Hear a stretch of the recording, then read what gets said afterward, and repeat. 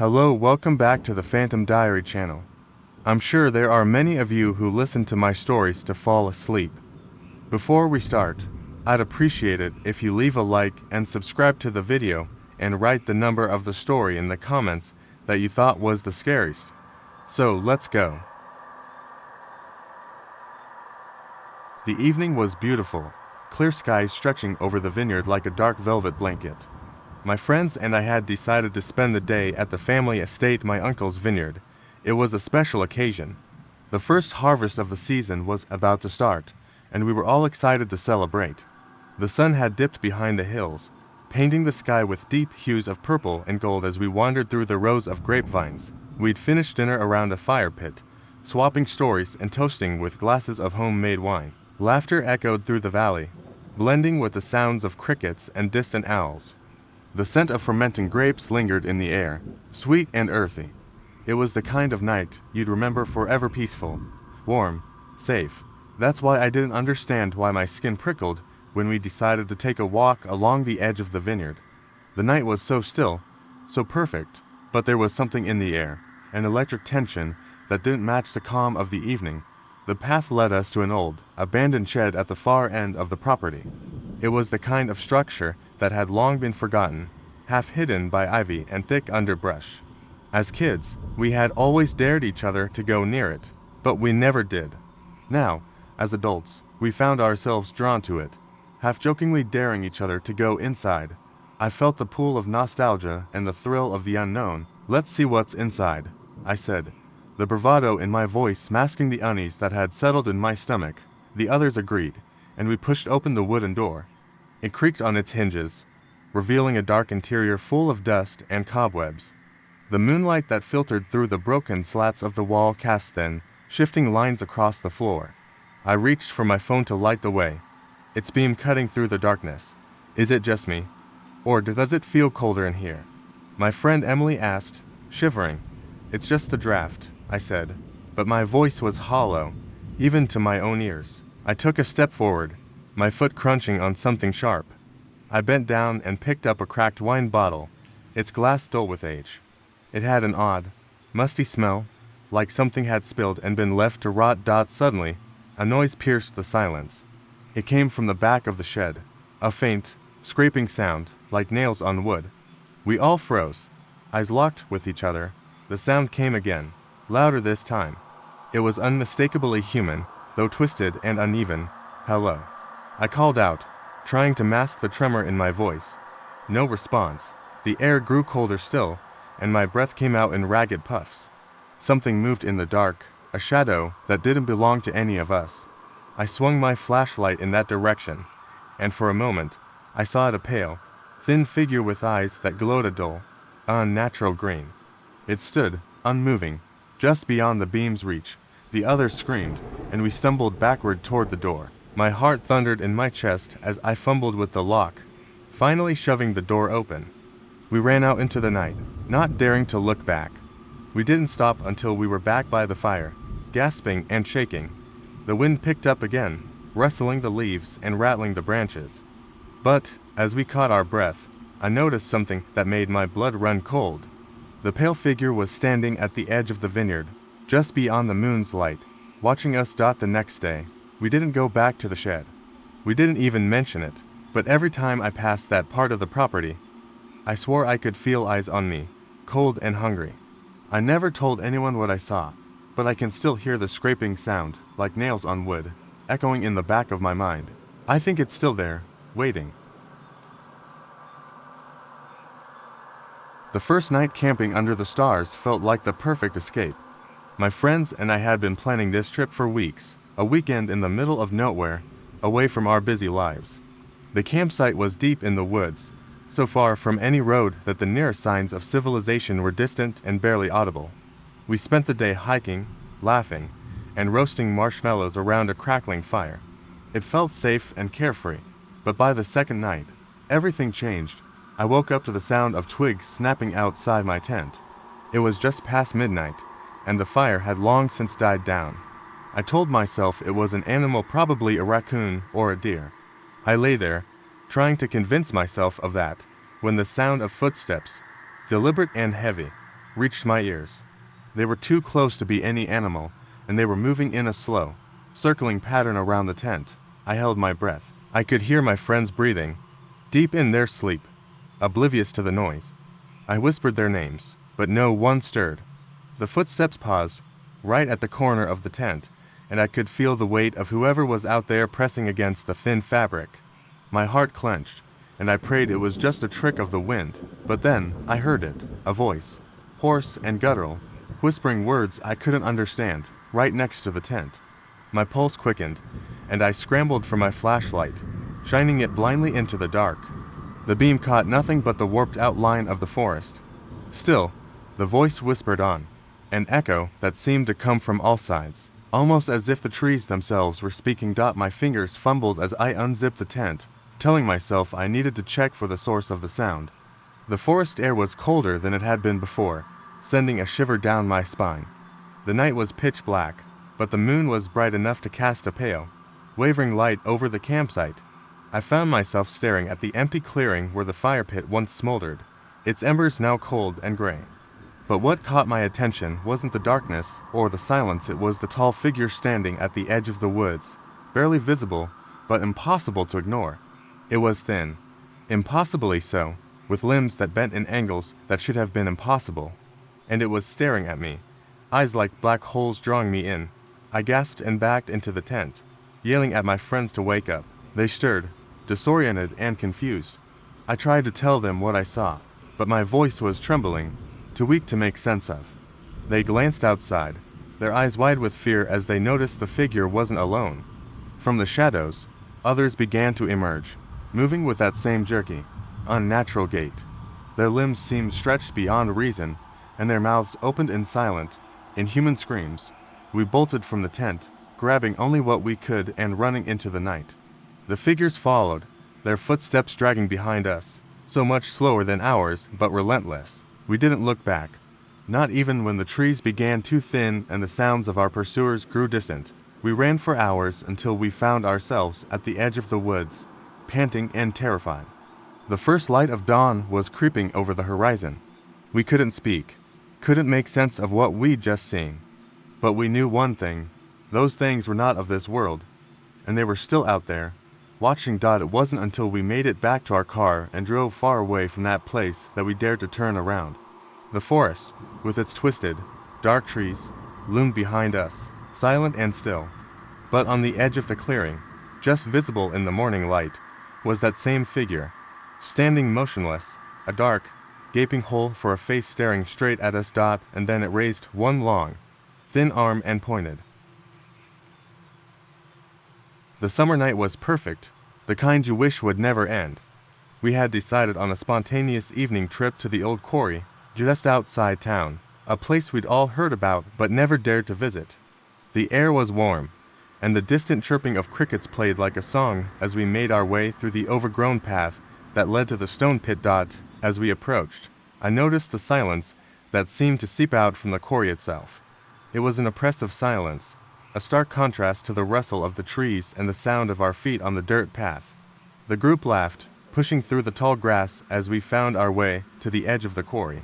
It was breathtaking, a massive expanse of jagged stone that reached out in every direction, overgrown with ivy and moss. We sat at the edge, our legs hanging over the side, and talked about the past and the future. The full moon above us cast long shadows and painted the water below a silver blue that shimmered in the dim light. It was peaceful, but I kept glancing over my shoulder, a feeling of unease gnawing at me. Then I heard it, a faint, echoing sound, almost like someone was tapping on stone. I turned around quickly, half expecting to see a hiker or a park ranger, but the clearing was empty. The noise was too rhythmic, too deliberate. I could hear it moving around the edges of the quarry, like something was circling us. I shook it off, forcing myself to laugh. "Hey, you guys want to go down and check out the water?" Sure, it was Joe who answered, grabbing his flashlight. He always had a spark of adventure that made him the first to jump at an idea. The path down was steep and rough, but we all made it to the bottom. The moon was bright enough to illuminate the surface of the water, revealing an eerie stillness that sent a shiver down my spine. The tapping had stopped, but the air felt charged, like a storm was coming. We were taking pictures and joking around when Joe noticed something in the water. "Look at this," he called, pointing his flashlight to a shape just below the surface. It was small, barely moving, and looked like a broken doll. "Is that a toy?" Emma said, frowning as she squinted. "Looks like it's been down there for ages," Joe replied, but the uneasy feeling in my chest had grown. I couldn't stop watching the water, expecting to see something else move beneath it. Suddenly, a splash broke the silence, loud and sharp. We all jumped, and my heart raced as I turned to see Emma's face pale in the moonlight. A figure was rising from the water, wet and shuddering, covered in mud and moss. Its face was obscured, but it moved in jerky, unnatural motions as if controlled by strings. We all screamed and backed away as it climbed out of the water. The flashlight caught the glint of eyes that were wide and glassy, not quite human. The creature raised its head, and I realized with a sickening jolt that it was staring right at me. "Run!" Joe shouted, grabbing Emma's arm and sprinting up the path. I hesitated, fear paralyzing me for a moment before I followed. We scrambled back to the clearing, my heart pounding as I glanced behind. The creature was moving fast, its limbs bending in impossible angles. I couldn't look away, though I knew I shouldn't be watching. It stopped at the edge of the path, its head tilted as if it were listening. The sound of footsteps was drowned out by the silence again, but we didn't stop. We didn't stop until we reached the road, where we finally turned around to catch our breath. The moon was still shining, but the quarry was nothing more than a black void now, as if the figure had never been there at all. The next day, we returned to find no trace of what happened. The water was still, undisturbed, and the path was just dirt and grass. No broken toys, no marks, nothing. And when I asked the locals at the diner about the quarry, they just gave me strange looks, as if they knew something I didn't. All I know now is that something was down there with us. And whatever it was, it's still waiting. The summer I was 15, my family decided to take a road trip to visit my grandparents' old farmhouse. It was nestled in the middle of the plains, surrounded by rolling fields of wheat and a cluster of pine trees that stood like sentinels in the distance. We had spent many weekends there, but this time felt different. The air carried a heaviness I couldn't explain, and the fields seemed to stretch out forever, almost to quiet. We arrived at dusk, just as the sun dipped below the horizon, casting an orange glow over the house. My parents and younger brother were tired from the drive, so they unpacked the car while I wandered off to explore. I knew the farm well, every corner, every creaking step of the old porch, but tonight, as I walked past the tall grass, I noticed something strange. The wheat wasn't moving in the wind. It stood still, unmoving, like a sea of golden statues. I took a shaky breath and stepped closer. The silence was so profound it felt like it was pressing against my ears. I glanced back at the house, the warm glow of the porch light spilling out onto the yard, but no one was paying attention to me. The wind picked up suddenly, a gust so strong it made the hair on my arms stand on end. The fields rustled, a wave of sound moving through them like a whisper, but the sound was wrong. It was more like a low growl. I turned to run back to the house when I saw it, a figure standing at the edge of the pine trees. It was too dark to see clearly, but the outline was unmistakable. It had the shape of a person, but it was far too tall, and the way it stood, had tilted slightly as if listening, sent a chill through me. My legs froze, rooted to the spot as it took one slow step forward. I stumbled backward, nearly falling over a rock, and scrambled to my feet, my heart hammering in my chest. The creature did not move with the slow, natural steps of a person. It glided, as if its limbs were disconnected, an unsettling motion that made my stomach twist. "Hey, are you coming inside?" My brother's voice called from the porch. He stood there, eyes wide with curiosity. I opened my mouth to answer, but a deep, guttural sound interrupted me. It came from the figure, a low, churning noise that seemed to rumble up from its chest. The creature flinched, and in that moment, I saw its face. It was pale, almost translucent, with eyes that were wide and too bright, like lanterns in the dark. A mouth split its face, cracked and full of jagged teeth, and it opened wide, releasing a sound that was neither human nor animal, but something raw and primal. "Get inside," I shouted, tearing my eyes away from it and running back to the house. My brother's eyes went wide with shock as he followed, but when we slammed the door shut, the noise outside stopped. For a second, all was silent. Then there was a knock on the window, sharp and rhythmic, like someone drumming their fingers against the glass. We huddled together, listening to the silence that had returned, broken only by our heavy breaths. My father came running into the room, his brow furrowed. "What happened?" "It was out there," I said, my voice shaking. I wanted to tell him about the figure, the eyes, the sound, but before I could, we all heard it, the same low growl, but closer this time. The window rattled as if something was pressing against it, something unseen, but unmistakably there. We were trapped in that house until dawn. When the first rays of sunlight touched the fields, the knocking stopped, and we found ourselves alone again. The wheat swayed in the breeze, as if nothing had happened at all. But every year after that, when summer came and the fields were golden, I couldn't help but wonder, did it ever really leave? And if it did, where did it go? I had never been one for city life, so when my friends invited me on a spontaneous day trip to the countryside, I jumped at the chance. We packed a picnic, hopped in a car, and drove for hours, leaving the noise and pollution behind for rolling fields and the fresh scent of wildflowers. The air was different out there, light and cool, and it made me feel freer than I had in years. The fields seemed endless, a patchwork of greens and yellows, with a lonely barn standing at the edge, worn down and forgotten. It was the kind of place you'd expect to see in an old photograph, the kind where the grass has a slightly wild look, like it's been waiting for a long time to be noticed. We parked by the barn, unloaded our food, and set out to explore. I was the first to find the small, withered path that led to a cluster of trees at the edge of a clearing. I followed it with my friends, and soon we found ourselves standing in front of a pond, the water as still as glass, reflecting the sky like a giant mirror. We spent hours there, laughing and taking turns skipping rocks, the sun sinking lower in the sky as we began to feel the cool of evening. That was when I noticed something odd, a small shack, half hidden by overgrown ivy, in the distance across the pond. None of us had seen it before. "What's that?" I asked, pointing. My friend Anna squinted, her brow furrowed. "I don't think it was there before." It was true. I felt like I would have noticed a building like that, something that looked like it belonged in a horror movie. We debated whether to check it out, the setting sun casting long, wavering shadows across the grass, but curiosity won out.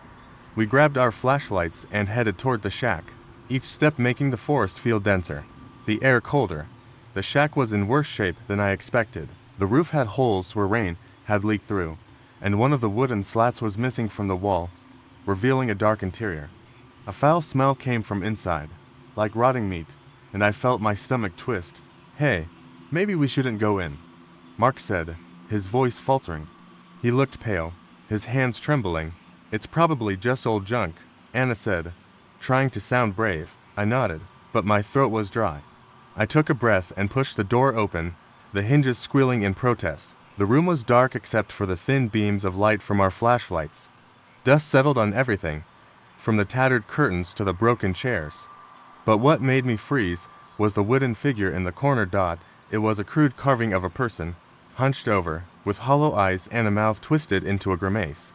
Its limbs were shaped like twisted branches, and there were strange carvings all over its body, symbols I couldn't read, but that made my skin crawl when I looked at them. I tried to move, but the door slammed shut behind us, so hard that it cracked the frame. We all jumped, exchanging terrified glances. I reached for the handle, but the door wouldn't budge. The air grew heavier, as if someone or something was pressing against us from the outside. Anna gasped, pointing at the figure. The eyes, which had seemed so hollow before, now looked like they were watching us. The carved mouth opened, letting out a sound that was half a scream, half a groan. We all screamed and scrambled for the door, but when we turned back, the figure was moving, stepping toward us with an unnatural, jerky motion. It stopped when it reached the threshold, tilting its head like a curious animal. My heart pounded as we burst through the door, the night air outside feeling colder than before. We didn't stop running until we reached the car, our lungs burning and our legs aching. As we drove away, the last thing I saw in the rearview mirror was the shack, and standing in its doorway was the figure, watching us with those hollow eyes that never blinked. I never went back to the countryside. None of us did, and even now, years later, I never forget that face or the feeling of being watched, as though something unseen still follows me, waiting for the day when I'll go back and see it again. The sun had just set as I drove down the narrow, winding road that led to my grandmother's house. I had come to visit her for the weekend, a rare trip to reconnect after years of living in the city. The countryside was always eerie at twilight, with fields that stretched out like dark, restless oceans and rows of trees that seemed to watch me as I passed. My grandmother's house stood at the edge of a small, overgrown field, surrounded by clusters of wildflowers that seemed to move in the wind like they were whispering secrets. The air was still and heavy, tinged with the scent of damp earth. As I pulled up, the porch light flickered, casting shadows that rippled across the wooden planks. I stepped out of the car, the crunch of gravel underfoot sounding louder than it should have in the silence. The house seemed to sigh, its old wood creaking in protest as if it had been holding its breath. I knocked on the front door, and at the moment, my grandmother appeared in the doorway, a smile softening the deep lines of her face. "Oh, you made it," she said. Her voice was weak but warm, and she pulled me into a tight embrace. The first night was simple enough. We sat in the kitchen, ate homemade pie, and listened to the quiet hum of the night outside. The only sound was the occasional hoot of an owl or the rustle of leaves. But, as the clock struck midnight, I heard something that made me pause mid-bite. A faint tapping noise came from the direction of the back door. I glanced at my grandmother, who looked suddenly tense, her eyes darting to the hallway that led to the back of the house. "Did you hear that?" I whispered. She nodded, but her lips were pressed into a thin line. "It's probably just the wind," she said, though I could hear the tremor in her voice. I stood up and moved cautiously to the back door. The tapping was louder now, but there was no wind, no reason for it. My heart pounded in my chest as I reached for the latch and pulled the door open. Darkness met me, nothing but the field and the forest beyond. But then I saw a figure, cloaked in shadow, standing just at the edge of the clearing. It was too far away to make out any features, but it stood motionless, as if waiting. "Grandma, someone's out there," I called, turning back to look at her. Before she could answer, the figure moved forward, stepping out of the shadows.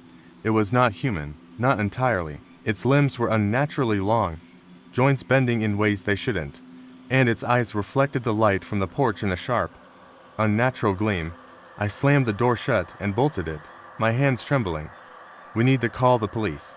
My grandmother's eyes were wide, tears welling up as she reached for my arm. "It's too late," she whispered. "It's already here." The tapping resumed, but now it was all around the house. The walls groaned as though something heavy was pressing against them. A sudden crash sounded from the kitchen, and I spun around to see the figure, impossibly thin and contorted, standing on the other side of the glass window, its mouth open wide, a black void lined with teeth that seemed to stretch forever. I grabbed my grandmother's hand, dragging her toward the front door. We stumbled over furniture and ducked past shattered picture frames as the pounding grew louder, more insistent. But before we could make it out, the front door flew open, the hinges splintering as the wind howled through the room. There, framed by the moonlight, was the figure, now more solid, more real than I could have imagined. It stared at us, a twisted, unholy grin stretching across its face. And then I realized the truth. It wasn't here to take us, not tonight. It had come for something else. And behind us, I heard my grandmother's voice, distant and hollow, whispering, "It's here for me." A scream tore through the night as the figure lunged forward. But before it could reach us, it stopped, a ragged shudder passing through its body. Then it crumbled to the floor, melting into a puddle of shadow and wet earth. I blinked, disoriented, and looked at my grandmother. Her eyes were closed, a peaceful smile on her face. The tapping had stopped. The silence returned, but this time it was different, oppressive, and final. When I stepped outside, the figure was gone, but I noticed something. In the field behind the house, the ground was cracked, and the soil was dark, almost black, as though it had been scorched. And in the moonlight, I swore I could see shapes forming, figures reaching up from the earth, waiting for the next visitor. I drove back to the city, that night, heart heavy and mind reeling. The countryside was quiet again, but I knew better now. Some things are never truly gone. Some things are just waiting. The summer after I graduated high school, my friends and I wanted to celebrate the end of an era with something special. We decided to take a road trip out to the coast, far away from the city, where the ocean met the cliffs. It was supposed to be carefree, a weekend of beachside bonfires, music, and stories under the stars. The road to the secluded beach was narrow, winding through fields of wild grass and dense woods. The sun was starting to dip below the horizon when we arrived, the golden light spilling across the sand in brilliant, shimmering waves. The air smelled of salt and something sweet and earthy. We spent the first hour setting up camp and packing the tents, gathering driftwood, and cracking open our first spears of the evening. As night fell, the atmosphere shifted. The wind picked up, rattling the branches of the trees behind us, making the leaves whisper secrets I couldn't quite understand. It was then that I noticed the silence, no crickets, no waves crashing against the shore. Just the wind and the beating of my own heart. I pushed the feeling aside and joined my friends around the fire. We told stories, some of us laughing, others glancing nervously at the woods behind us. The fire crackled, sending sparks up into the star-filled sky. But then, just as the stories were reaching their peak, a sound cut through the night. A slow, dragging thud coming from the tree line. "Did you hear that?" I whispered, my voice barely audible over the fire. My friends nodded, but nobody moved. We all turned to look into the darkness beyond the campfire's reach. For a long moment, there was nothing but that deep, uncomfortable silence. Then the sound came again, closer this time, a dragging shuffle that seemed to circle our small clearing. My pulse quickened as I strained my eyes, trying to pierce the dark. Suddenly, the bushes at the edge of the woods rustled, and out stepped a figure. It was impossibly tall, hunched over, its limbs bent at strange angles. The skin was pale and stretched tightly over its bones, its face shadowed by a tangle of wild hair. I couldn't make out its eyes, but the way it moved was enough to send chills down my spine. "Guys, we need to go," I said, my voice quivering.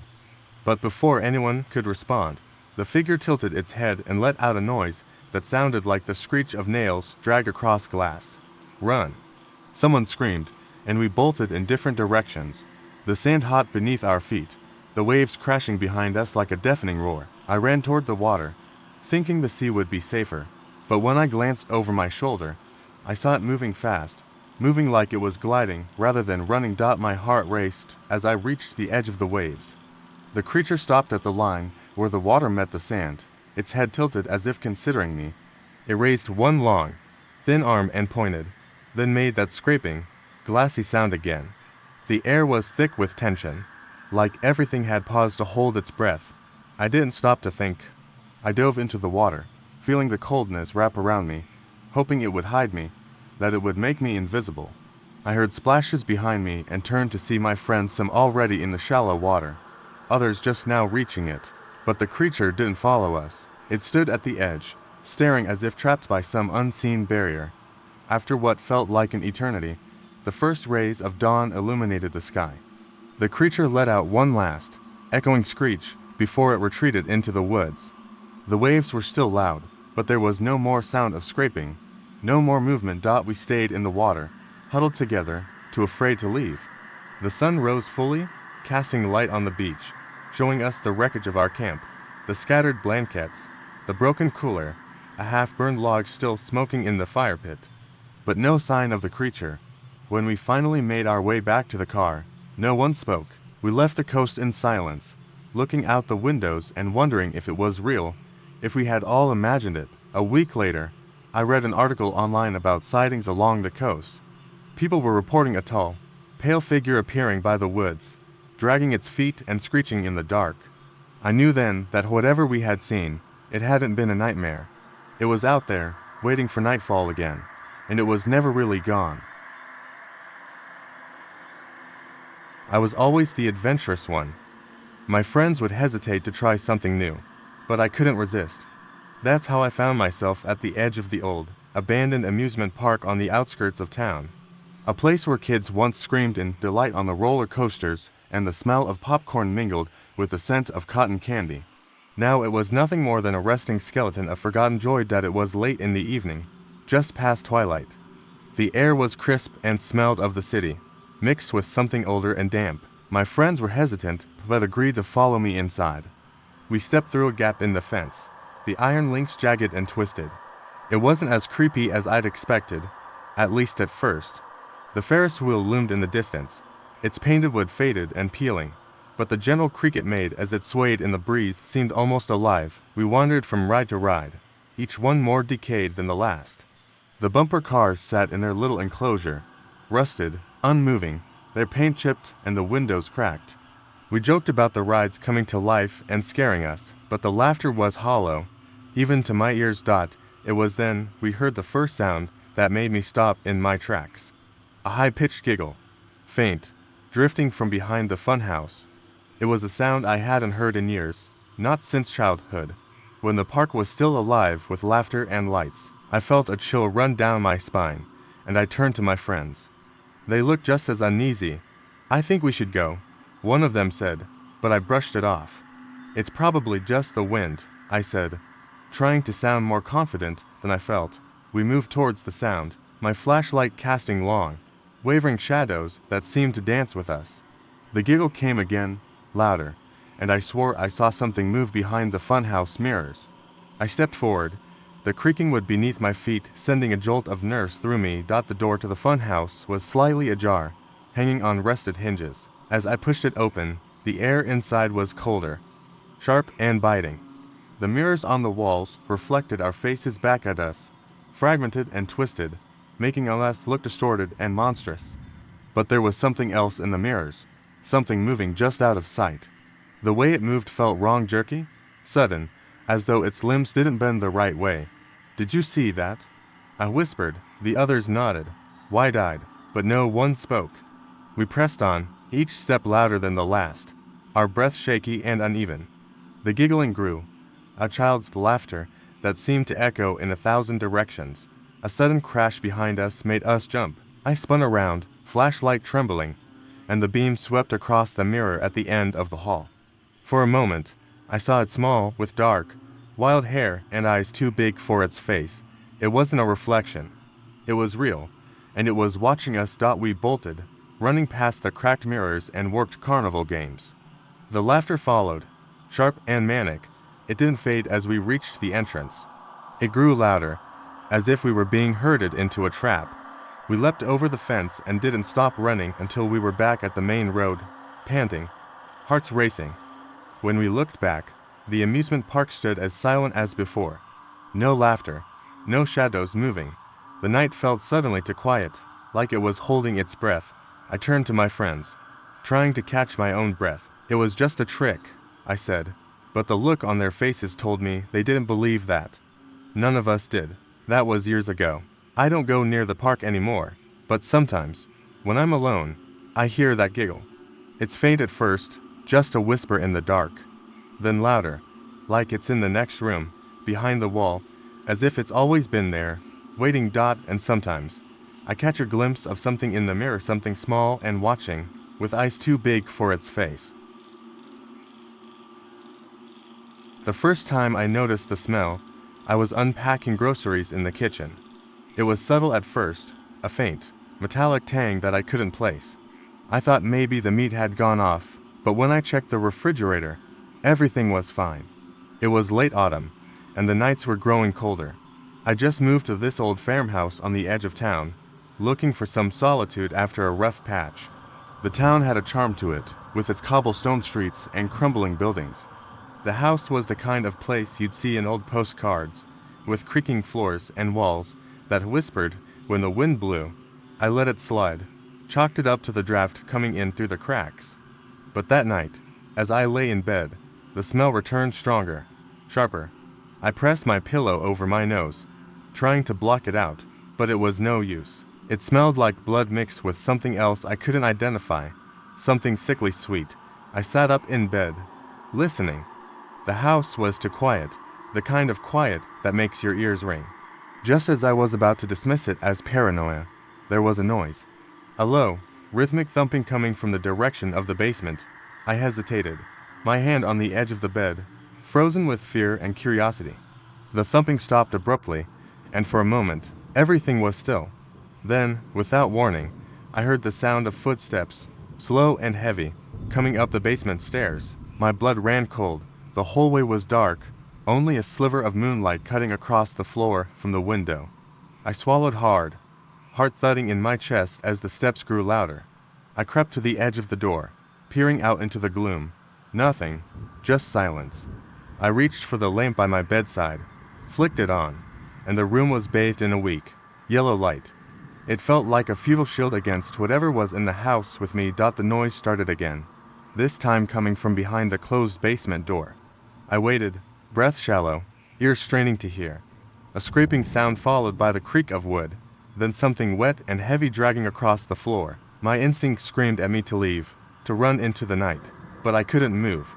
My legs felt like lead, my body locked in place. A sound like a whisper curled through the darkness, a voice I didn't recognize. "Why did you leave?" I took a shaky step forward, toward the door, just as it swung open by itself. The sight that met me stole the breath from my lungs. Standing at the bottom of the stairs was a figure, draped in tattered clothes, eyes hollow and wide. It looked like it had been waiting for a long time, and then I saw it, the blood. It smeared its way up the walls, pulling at the base of the stairs like it was alive. I stumbled backward, my mind spinning, searching for an explanation. The figure tilted its head, and a smile stretched across its face, full of broken teeth. The smell became unbearable, sharp and metallic, searing my senses. My legs finally obeyed, and I bolted for the front door. I didn't stop to look back, not even when the whisper came again, colder this time. "Don't leave me." The air outside bit into my skin, but it was better than the suffocating heat inside. I ran into the street, gasping for air, feeling the eyes of the house on my back as it loomed, ancient and silent. The townspeople found me hours later, huddled under a tree, muttering about what I had seen. They told me the house had been abandoned for decades, that no one lived there, that it was cursed, but I know better. I know it's still waiting. And now, every time I pass by the old farmhouse, I catch a whiff of that same, sickly sweet smell. I'm not sure if it's memory or if it's real, but it's there, always there. It started as a day trip. My friends and I decided to head to the old amusement park on the edge of town. It had been shut down for years, ever since a series of accidents forced the city to close it down. I don't know why we chose that place. Maybe we were curious. Maybe we just wanted to prove we were brave. But from the moment we stepped through the rusted gate, something felt wrong. The park was overrun with weeds and vines that clawed their way up the rusted skeletons of roller coasters and Ferris wheels. The painted signs were faded, peeling, their once cheerful colors muted by time and decay. It felt as if the place had been waiting for us, the silence broken only by the distant sound of crows cawing. We laughed it off, taking pictures and making jokes, but the laughter didn't reach my chest. I felt a chill every time I passed the cracked bumper cars, their paint chipped and dull, the seats torn. Something about them seemed familiar, like they were expecting me to get in. Then we made our way to the funhouse, its funhouse mirrors warped and dark. The entrance creaked as we pushed it open, and a draft of cold air washed over me. The inside was a maze of mirrors that seemed to stretch and bend, showing reflections that weren't quite right. I noticed my friends laughing as they walked ahead, their reflections bending in impossible ways, their eyes distorted and wide-eyed as I walked through. I stopped in front of a mirror that showed me, with a twisted smile and eyes far too big. My own face, staring back, seemed like it wasn't mine. I backed away, tripping over my own feet, and spun around to call out to my friends.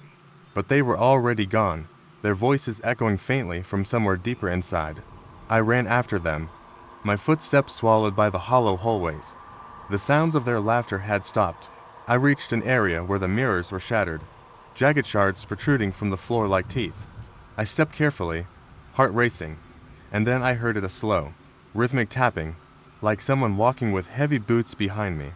I spun around, my chest heaving, but there was no one there. A sudden crash reverberated through the funhouse, and I jolted. The sound came from the direction I had been heading. I pushed through the torn curtains and stepped out into the open air, gasping for breath. The sky had darkened, and the crows had grown louder, their caws echoing like screams. I scanned the park, looking for my friends. They were nowhere in sight, but then a shadow caught my eye, a figure, cloaked in something that looked like tattered fabric, standing under the Ferris wheel. It was too still, too quiet, and then I realized it wasn't just standing, it was facing me. The figure stepped forward, moving with an unnatural grace, its arms swinging too far as if disjointed.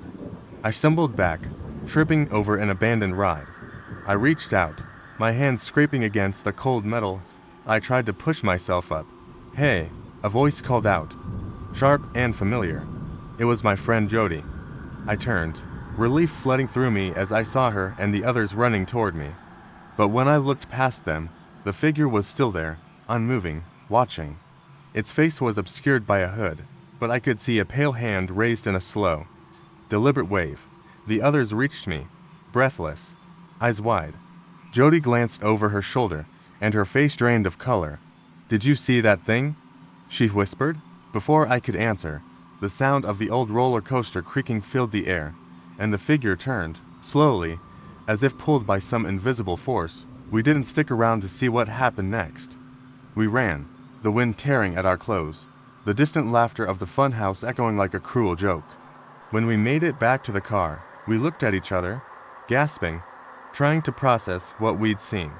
The park loomed behind us, silent again, as if it had never been disturbed, but as we drove away, I glanced in the rearview mirror.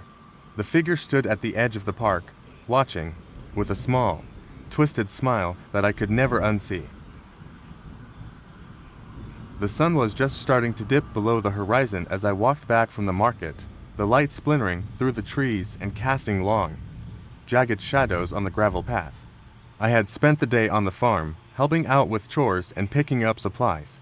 The farm belonged to an old couple who lived at the far end of the property, and I had agreed to run their errands while they rested. The path I was on led through a dense section of woods, a shortcut that shaved off nearly half a mile. The trees were gnarled and twisted, their leaves like dark, jagged teeth against the deepening sky. The woods were never truly silent, but tonight there was something else, a low, rhythmic thumping that seemed to come from the direction of the clearing. I paused, my fingers tightening around the handle of my basket. The thumping continued, steady and deep, like the sound of something heavy being struck over and over. I took a breath, telling myself it was probably just the wind moving the branches. But the air felt thick and close, as if the trees themselves were holding their breath. My footfalls quickened as I pressed on, each step sounding louder in the stillness. The path narrowed, the woods seeming to lean in around me like watchful eyes. I glanced behind me, heart skipping a beat as I caught sight of something at the edge of the woods, a figure standing just beyond the trees, hidden in the deepening shadows. The thumping sound grew louder now, closer, as if whatever was making it was moving along the path toward me. I stumbled back, nearly dropping my basket as a sharp, bone-chilling scream split the air. It was human but distorted, like it had been pulled through a funnel of raw static. My blood froze in my veins. I turned and sprinted, feet pounding on the gravel as I pushed through the brambles and thorns that clawed at my skin. The scream sounded again, closer, louder, until it was a banshee wail echoing in my ears. I didn't dare look back, focusing instead on the pale glow of the farm's porch light ahead. My breath was ragged by the time I reached the clearing. The porch light blinked on, its yellow hue casting an eerie glow across the yard. I ran up to the front door and hammered on it, eyes darting to the woods behind me, expecting to see something emerge. The sound of the thumping stopped abruptly, replaced by a deep silence that seemed almost deafening. The door creaked open, and the old man peered out, eyes wide with concern. I tried to catch my breath, but the words caught in my throat. He put a hand on my shoulder, guiding me inside, away from the oppressive night. "Are you all right, dear?" he asked, his voice trembling. I nodded, unable to speak. I wanted to tell him what I'd heard, what I'd seen, but my voice had turned to ashes. Just then, there was a knock at the back door, sharp and urgent. We both turned to look at it, the old man's face draining of color. "Who's there?" he called out, but there was no response, just a low, guttural growl that seemed to vibrate through the floorboards. A cold, clammy hand touched my arm from behind, and I spun around, my vision blurring with tears of panic. But there was nothing there. The knock came again, louder this time, as if whatever was at the door was pushing against it, testing its strength. The old man reached for the key hanging by the door, but I grabbed his arm, shaking my head. I glanced out the small window by the door and caught sight of a figure in the moonlight, too far to make out clearly, but the eyes cold and unblinking stared straight at me. The scream came again, not from the woods, but from right outside the door, the sound making my ears feel like they were going to split open. The old man's hands trembled as he unlocked the door, and I knew then that whatever was out there wasn't something that could be kept out. The door swung open, revealing nothing but night, and in that silence, a voice rasped, barely audible, "Let me in." It wasn't the old man's voice. It wasn't human. I backed away, clutching the basket to my chest as the light flickered and went out, plunging the room into darkness. The scream, now a whisper, seemed to seep through the walls as the door slammed shut behind me. The knocking stopped. We started our hike early, the sun just beginning to climb above the horizon, painting everything in soft hues of pink and gold. The weather was perfect cool but not cold, with the kind of crisp air that filled your lungs and made you feel alive. The hike itself wasn't too difficult, and we made good time. The cliffs loomed ahead, their jagged edges sharp against the sky. By noon, we reached the highest point. We stopped to catch our breath and take in the view. Below, the ocean stretched out endlessly, its deep blue surface dotted with white caps. The rocks beneath our feet were slippery, but we were careful. There was no real danger, just awe at how wild and beautiful the world could be. We ate lunch on the cliffs, chatting about everything and nothing, when the first odd thing happened. At the far end of the cliff, just out of sight from where we were sitting, there was a figure. It wasn't someone from our group. This person was standing motionless, facing the ocean, a dark silhouette against the light. I squinted, trying to make out details, but they were too far away. I mentioned it to the others, but they just laughed it off. "Probably someone else out here," Mark said. "Lots of people hike this spot," but it felt strange. The figure didn't move, not even to adjust their posture, just standing still, unmoving. I turned away, trying to shake off the feeling of unease. It wasn't until we finished eating and packed up to leave that the figure became more troubling. We hadn't seen them leave, and the spot they were standing in was still empty. But the odd thing was, we now found fresh footprints in the dirt, footprints that led directly to the cliff's edge. I could tell they were recent, still deep and dark in the dirt, like someone had been standing right there only moments before. We followed the trail, but it led nowhere. The cliffs dropped sharply into the ocean below, with nothing but jagged rocks and a vast emptiness stretching out. There was no way the person could have just walked off the edge. It didn't make sense. I didn't say anything at the time, but the unease was growing in me. There was something wrong here. The longer I looked at the prints, the more unsettled I became. They didn't seem like the footprints of someone who had been hiking. They were too deliberate, too precise, like they had been placed there for a reason. I tried to push it out of my mind, but as we began heading back down the trail, I couldn't shake the feeling that something was watching us. My skin prickled with an invisible tension. We continued, laughing and talking, but I kept looking over my shoulder. As the afternoon sun dipped lower, we began to make our way back toward the parking area. That's when I saw it again, the same figure. This time, they were not far from us, standing in the shadow of a large rock. Their back was to us, but I could see something clearly. They were holding something in their hands, something I couldn't identify, but it was too big and too unnatural to ignore. I stopped walking, and my friends turned to look at me. "What's wrong?" Sarah asked, her brow furrowing. "There's someone over there," I said, pointing. But when I looked again, the figure was gone. The space was empty. "Stop messing with us," Mark said, rolling his eyes. "There's no one there," but I was sure. I'd seen it clearly. My heart began to race. I wanted to leave, to get back to the car and drive far away from this place, but something made me stop. I wanted to believe I was imagining it, but deep down, I knew something was terribly wrong. We reached the parking area just as the sun was setting. It was a small, gravel lot with a single path leading to the main road. As we neared the cars, I heard a sound, a low, grating noise, like something scraping against stone. I turned around quickly, but there was nothing behind us except the dense trees and the empty, silent cliff. But then, I heard something else, a voice. It was faint, carried by the wind, but it was unmistakable.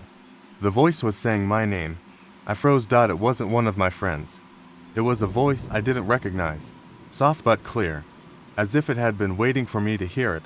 Don't leave. I snapped around to face my friends, but they were already piling into the cars, unaware of the chill that had run down my spine. I didn't tell them what I'd heard. I didn't want to sound crazy.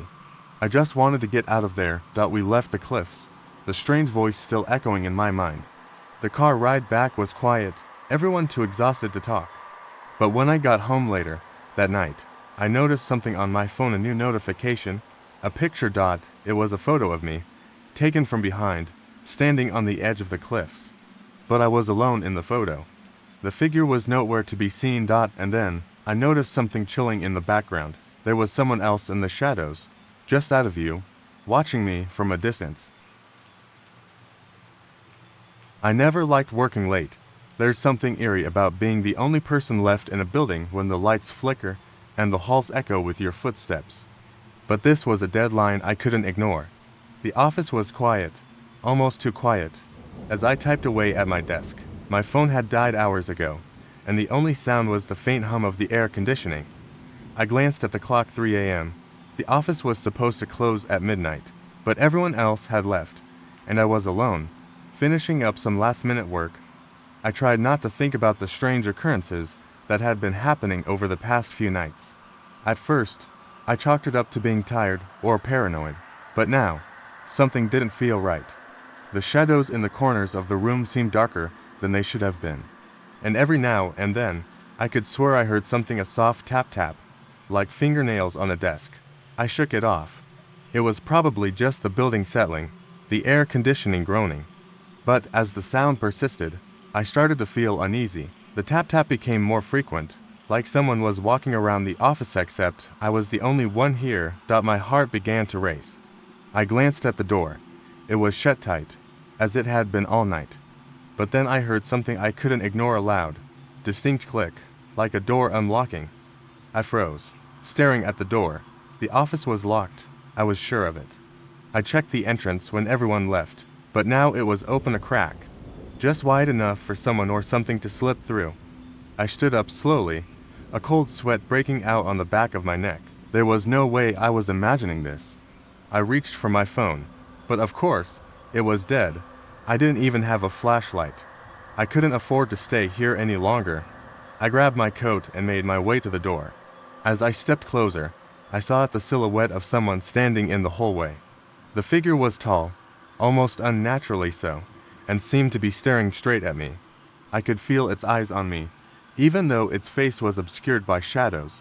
Panic surged through me, but before I could react, the figure slowly turned and walked down the hallway, its footsteps echoing off the walls. I couldn't move. My mind screamed at me to leave, but my legs refused to cooperate. Then the sound came again, tap tap tap, louder now, like it was walking toward me. I turned to look, my stomach dropping as I saw the figure reappear at the end of the hallway. This time, it was closer. It was no longer walking, it was floating toward me, gliding across the floor with an eerie smoothness. And as it neared, I saw something that made my blood run cold. The figure didn't have a face. There was just a smooth, featureless surface where a face should be. I stumbled backward, my heart pounding in my chest. The thing continued to glide closer, and I realized I couldn't escape. The exit was too far, and the figure was moving faster than I could. But just as I thought I was about to be caught, the figure stopped. It hovered in place, and for a long moment, it did nothing. My breath came in sharp gasps, my body frozen in fear, and then I heard a voice. Not from the figure, but from somewhere deeper in the office. "Why are you still here?" The voice was faint, like it came from behind a wall, but the question struck me to my core. It was not an accusation, but a statement. Why was I still here? I didn't have an answer. I couldn't think of one. I just wanted to get out, but before I could move, the lights above me flickered violently, then went out completely, plunging the office into total darkness. I heard the figure move again, closer now. Its footsteps were right behind me, growing louder, faster, as if it was closing in. I spun around, but there was nothing there. Just the empty, silent office. I ran to the door and yanked it open, stumbling into the hallway. I didn't look back. I didn't want to see what was behind me. I made it to the stairwell and down to the lobby. As I burst through the front door into the night air, I could finally breathe again. The next day, I went to the office early, hoping I had just imagined the whole thing. But when I arrived, everything seemed off. The lights were flickering, and the air felt thick, as if it had been waiting for me. I went to my desk, and there, sitting right in the middle, was my phone fully charged and open to a message that hadn't been there before. It was from an unknown number. The message read, "Don't come back." I didn't return to the office after that. I haven't been able to shake the feeling that whatever that thing was, it's still watching. And I have no idea what it wants, but I know one thing for sure: I won't be working late again.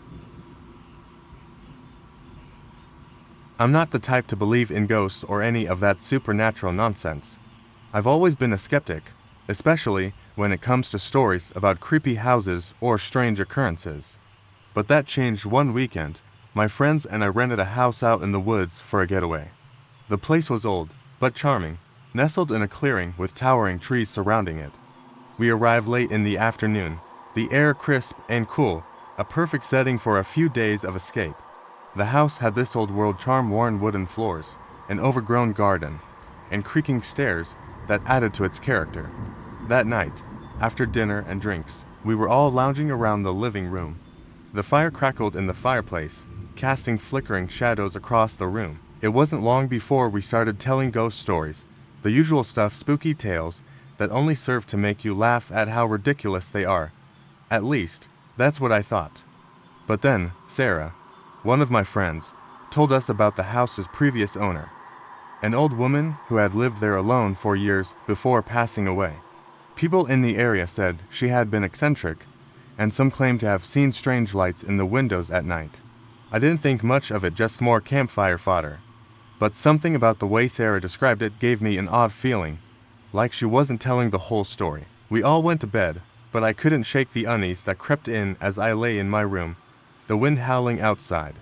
I tried to convince myself it was nothing, but as I drifted off to sleep, I heard it, a soft tapping. At first, I thought it was just the wind, branches tapping against the window, but then it came again, gentle, deliberate, like someone knocking on the door. I bolted up right in bed, my heart racing. The tapping continued, slowly, methodically. I was frozen, too terrified to move. Was it one of my friends playing a prank? I tried to call out, but my voice caught in my throat. The sound was too close now, as if whoever or whatever was at the door was standing right outside. Then, a whisper, not a voice from inside the house, but from just beyond the door. It wasn't words, just a low, guttural sound, like someone breathing heavily. I must have stayed there, motionless, for what felt like hours, but eventually, the sound stopped. I was too scared to go back to sleep. So, us lay there in the dark, staring at the door. Eventually, the morning light filtered through the windows, and the house felt quieter, more ordinary. The next morning, I didn't mention what had happened. I assumed it was just my imagination. Maybe the wind had been stronger than I thought. But, as we were having breakfast, Sarah mentioned something odd. She said she had heard someone walking around outside her window in the middle of the night. I didn't say anything at first, but the others began sharing similar stories. Mark had heard a knock on his door. Emily had heard what sounded like footsteps on the stairs. We all chalked it up to nerves or old house creaks. But deep down, we all felt something wasn't quite right. That afternoon, we decided to go hiking through the woods, trying to shake off the unsettling feeling. We stayed out for hours, but when we returned to the house, the mood had shifted. The air felt thicker, and the house felt colder, though the fire was still burning in the hearth. It wasn't until later, that evening, that we finally saw something that didn't make sense.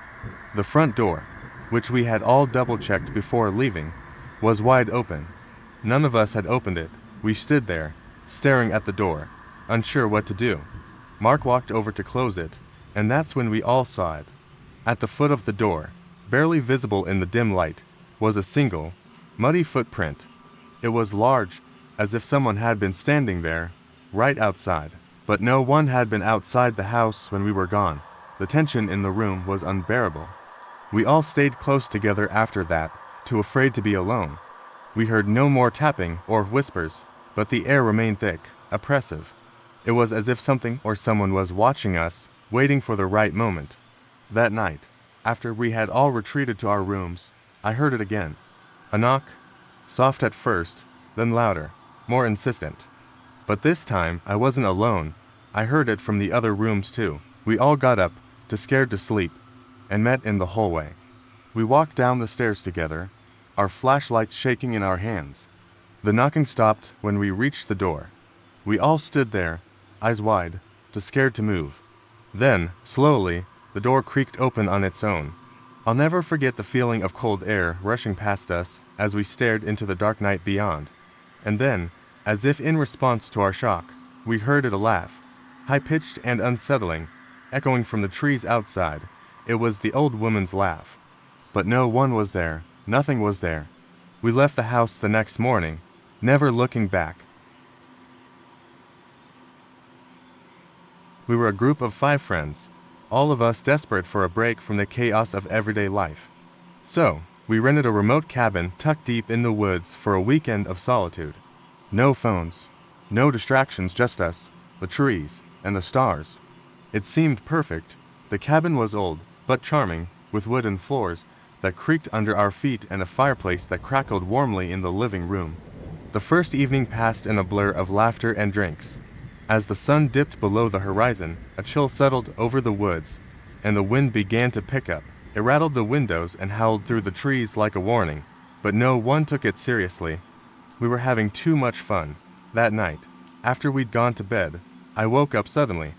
The air in the room felt heavy, as if something was pressing down on me. At first, I chalked it up to the late hour, but then I heard it soft tapping at the window. It wasn't the wind, it was too rhythmic, too deliberate. My heart began to race. I lay still, holding my breath, hoping it would stop. The tapping continued. Slowly, I got out of bed and tiptoed to the window. I could barely make out the trees outside, their outlines swaying in the dim moonlight. Then I saw a figure, standing just beyond the reach of the trees. It was tall, too tall, its face hidden in shadow. It stood perfectly still. I stepped back from the window, my mind racing. Was it a person, or something worse? The tapping grew louder, more frantic, like a desperate plea. I didn't want to wake the others, but I couldn't shake the feeling that something was wrong. I tried to calm myself down, telling myself it was just an animal, maybe a bird or a branch, but I knew deep down it was and single quotes t. Eventually, the tapping stopped, but I couldn't go back to sleep. I lay in bed, staring at the ceiling, waiting for something to happen. Minutes passed, then hours, and just when I was beginning to think I'd imagined it, a knock came at the door. Soft at first, then louder, more insistent. I froze. The others were deep asleep. I couldn't bring myself to go to them. I could only lie there, listening, praying it would stop. The knock came again, and this time I heard a voice. It was low, barely above a whisper, but it sent ice through my veins. Let me in. I wanted to scream, to wake everyone, but I couldn't move. I didn't even want to look at the door. The voice came again, more urgent this time. I could feel my pulse in my throat. I gripped the covers, my knuckles white, waiting for something to happen. But then, as suddenly as it had begun, the knocking stopped. The woods fell silent again. I didn't know how long I lay there, staring at the door, unable to move. The silence pressed in on me like a heavy weight. At dawn, I crept out of bed, careful not to wake the others. The house was still and quiet. I stood by the door, staring at the handle, half expecting it to turn on its own. But nothing happened. I wasn't sure what I expected to find when I opened it, but I did. I stepped into the hallway, and everything seemed normal. The house was unchanged, but I couldn't shake the feeling that something had been there with me. Something not human. When we gathered in the kitchen later, I told my friends what had happened. They all laughed it off, saying it was just my imagination. But then Sarah, one of the girls in our group, spoke up. Her voice was trembling as she described hearing soft whispers coming from the woods the previous night. A voice that wasn't hers. None of us had heard anything like that before. We all thought it was just a coincidence, But we couldn't shake the unease that lingered over the rest of the day. That evening, we decided to leave early. The air felt wrong, thick with an unspoken tension. As we packed the car, I happened to glance at the door again. The same one I had heard the knocking at. To my horror, the doorknob was now covered in fresh scratches, deep gouges, as though something or someone had been clawing at it from the other side. We didn't stay another minute. As we drove away, I tried to rationalize it.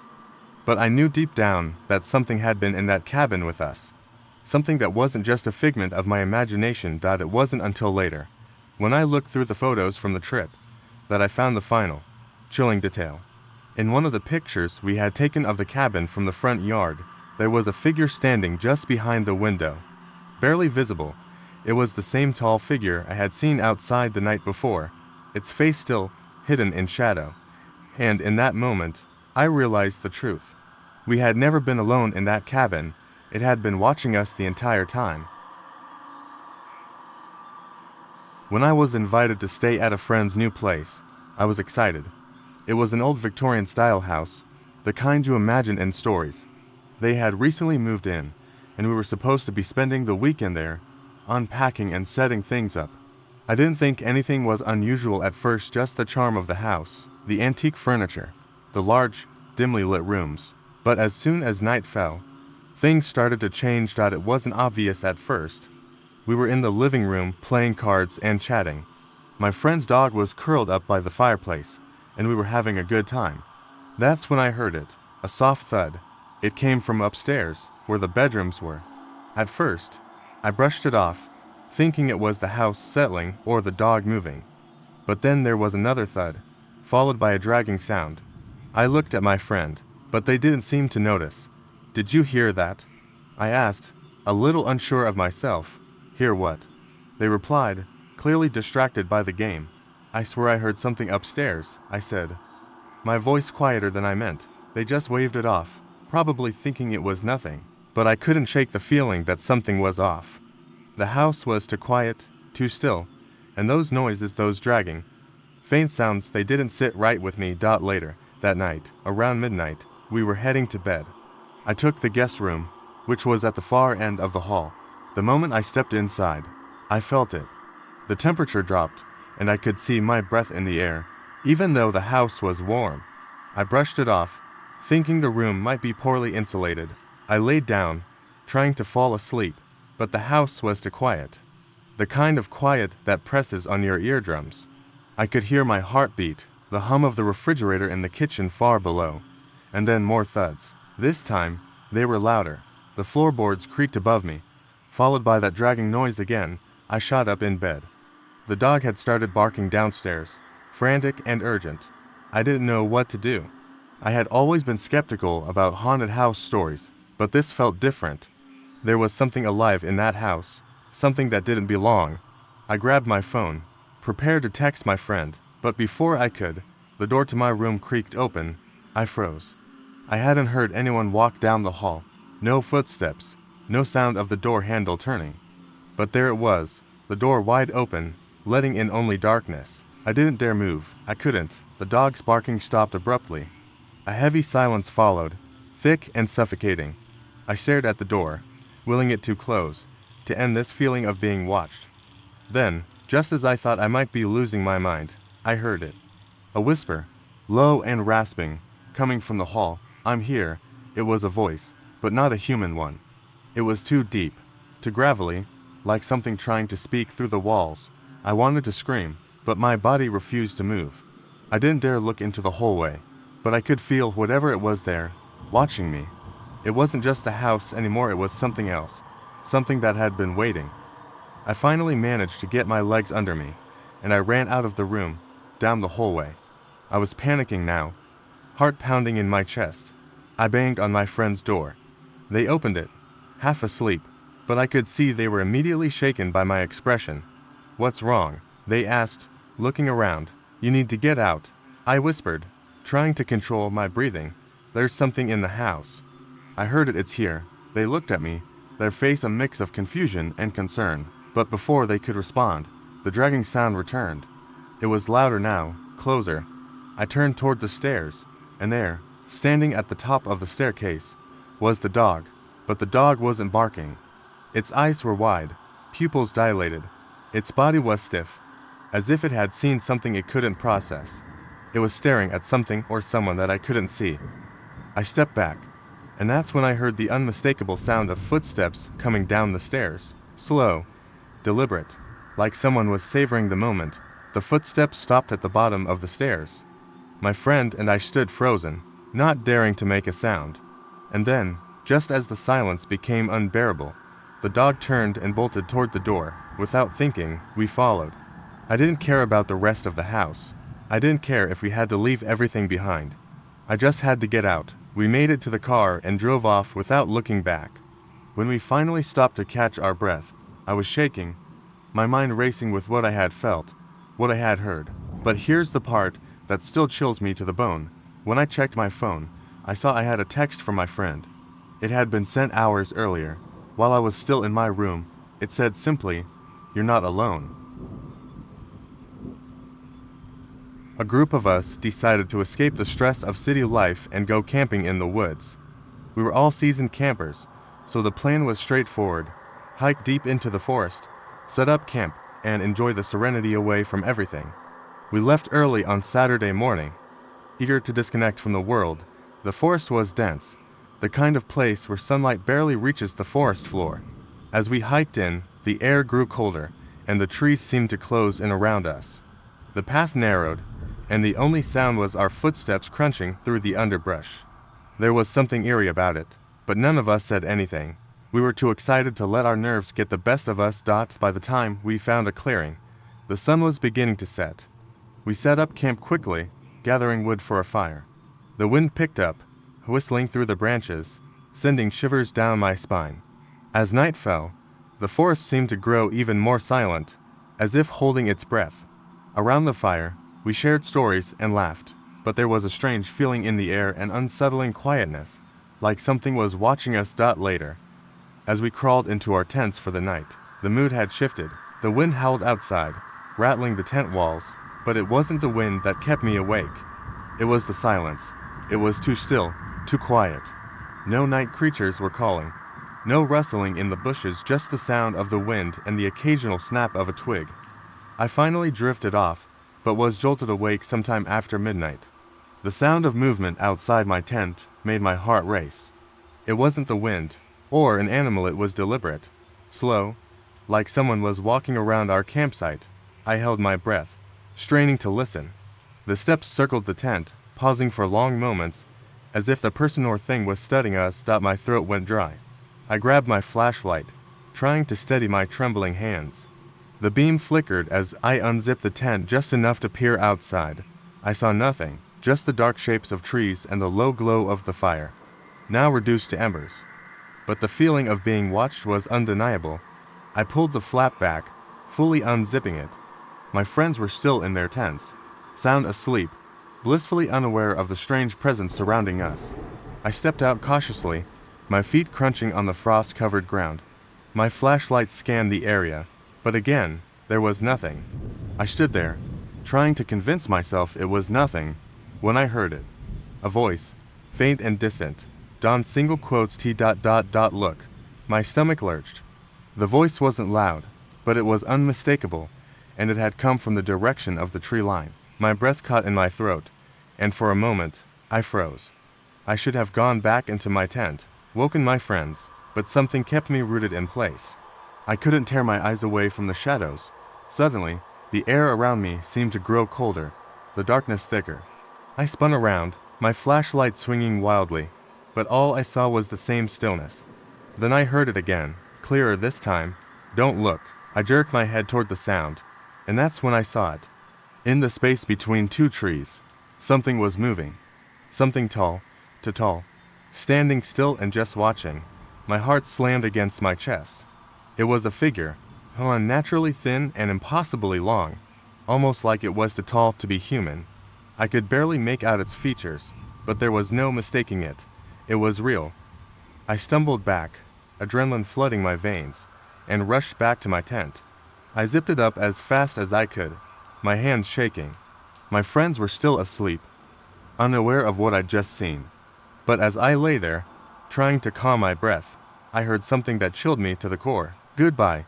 It was the voice again, but this time, it was closer, right outside my tent. I held my breath, my heart pounding in my ears, praying it was just my imagination. But the voice came again, louder this time. Goodbye. I had to get out. I had to leave. I shook my friends awake, my voice hoarse with fear. We didn't hesitate, we grabbed our gear, packed as quickly as we could, and ran from the campsite, not looking back.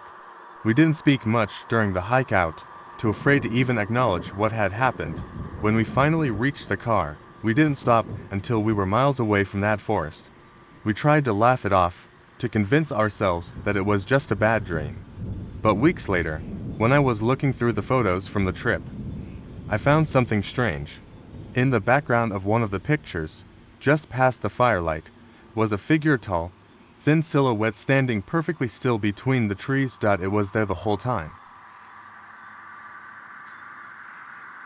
It was supposed to be a fun weekend, a simple camping trip with a few friends in a remote spot we'd hiked to many times before. The kind of place where the trees are thick and the nights are dark, but that's what made it peaceful. We arrived late in the afternoon, set up camp near the edge of a small, fast-moving creek, and sat around the fire, talking, laughing, and enjoying the fading sunlight. As the fire crackled, the shadows grew long and the cold night air settled in.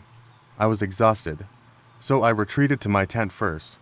The others stayed by the fire, their voices fading as I closed the zipper behind me.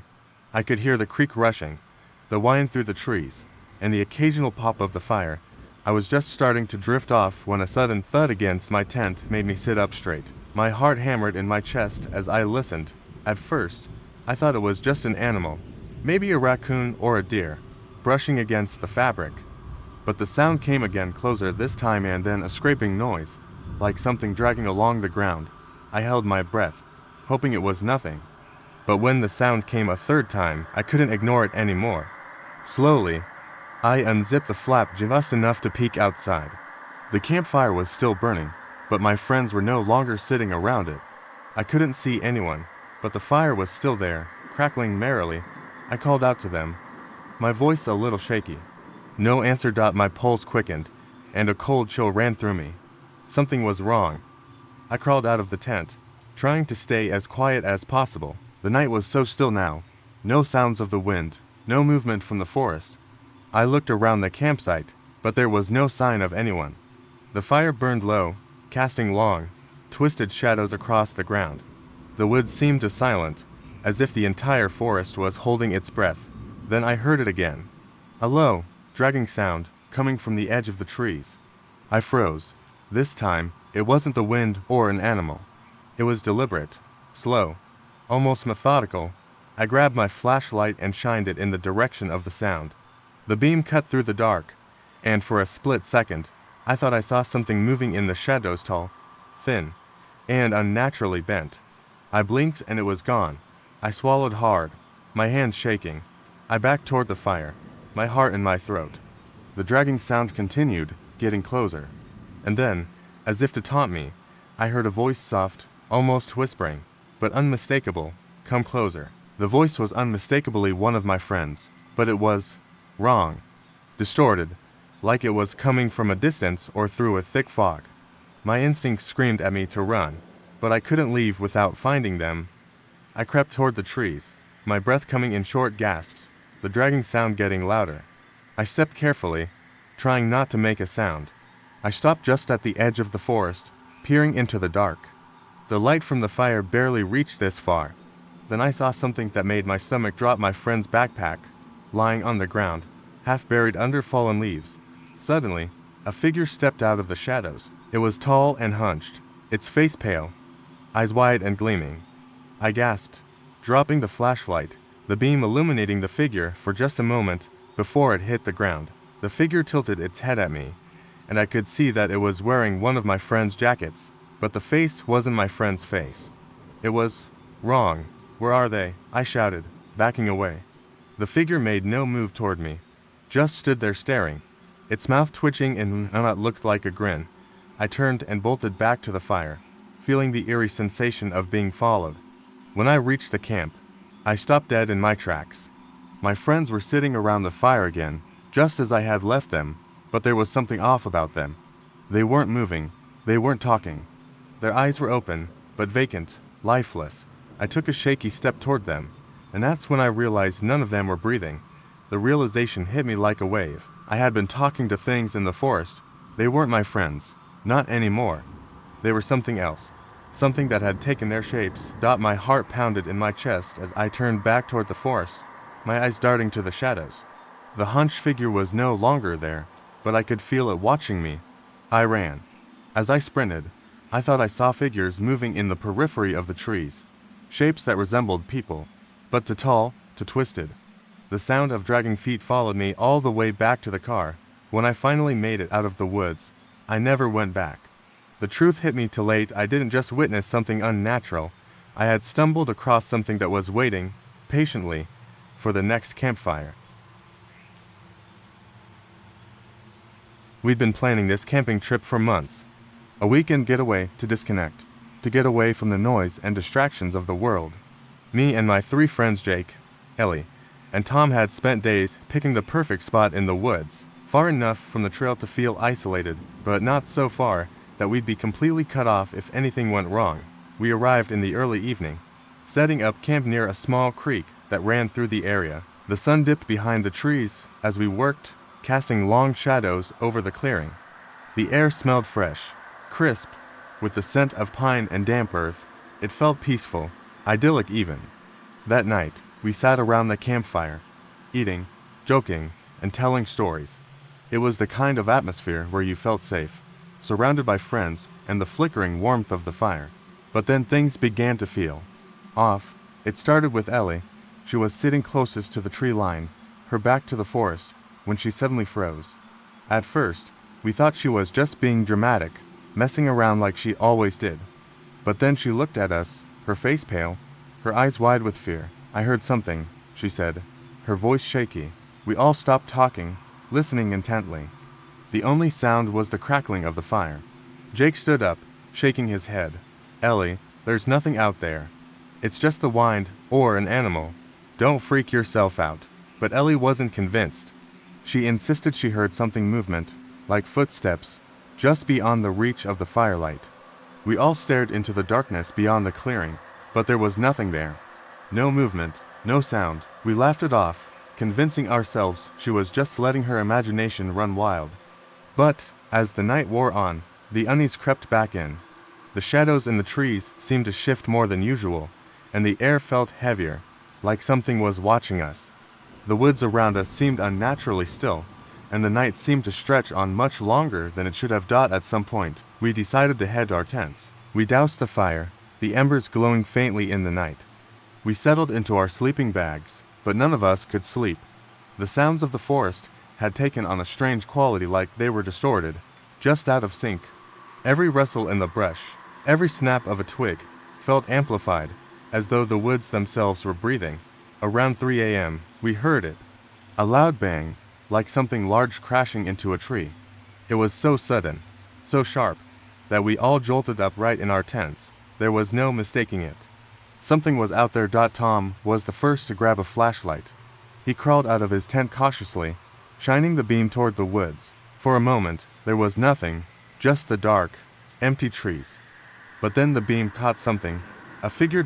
It was standing at the edge of the clearing, barely visible in the darkness. A person? No, not quite. The figure was too still, too unnaturally rigid. It didn't move, just stood there, staring in our direction. We froze. None of us dared to move. The figure didn't make a sound, didn't shift its weight. It just watched. "Who the hell is that?" Jake hissed, barely above a whisper. We had no idea. We hadn't seen anyone else on the hike-in. No campers, no sign of anyone else around. But there it was, standing like a mannequin in the trees, its head slightly tilted, its limbs unnaturally straight. I reached for my phone, my hands trembling. I was about to call the ranger station when the figure moved.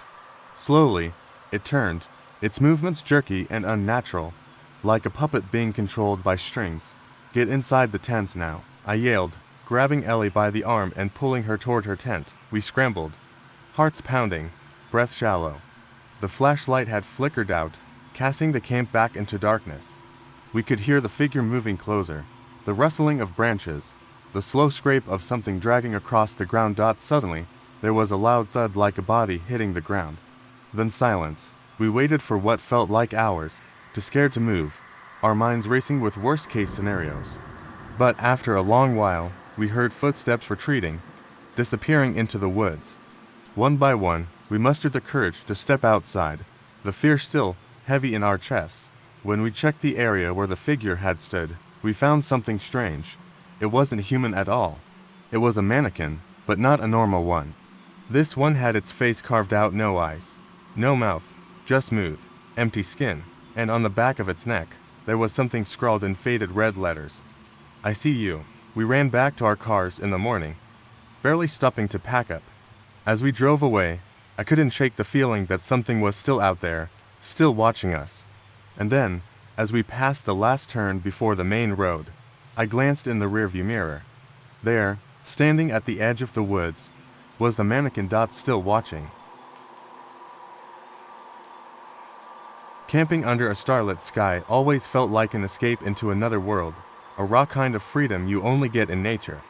We were miles from any road, wrapped in the deep silence of the forest, only the crackling fire breaking the quiet. There were 3 of us, me, my friend, and his little brother. It was their first real camping trip, so I was the expert, having been camping a few times before. But something about this night was different. Even before we arrived, I felt a vague unease, an odd feeling of being watched from somewhere beyond the trees. As darkness crept in, the usual sounds of the forest seemed strangely muted. No chirping insects, no rustle of small animals in the brush. I tried to shake it off, chalking it up to nerves, and settled into a story, hoping to lighten the mood. As I spoke, though, I noticed my friend's brother staring into the woods, his face pale in the glow of the fire. He whispered that he saw something out there, just beyond the tree line.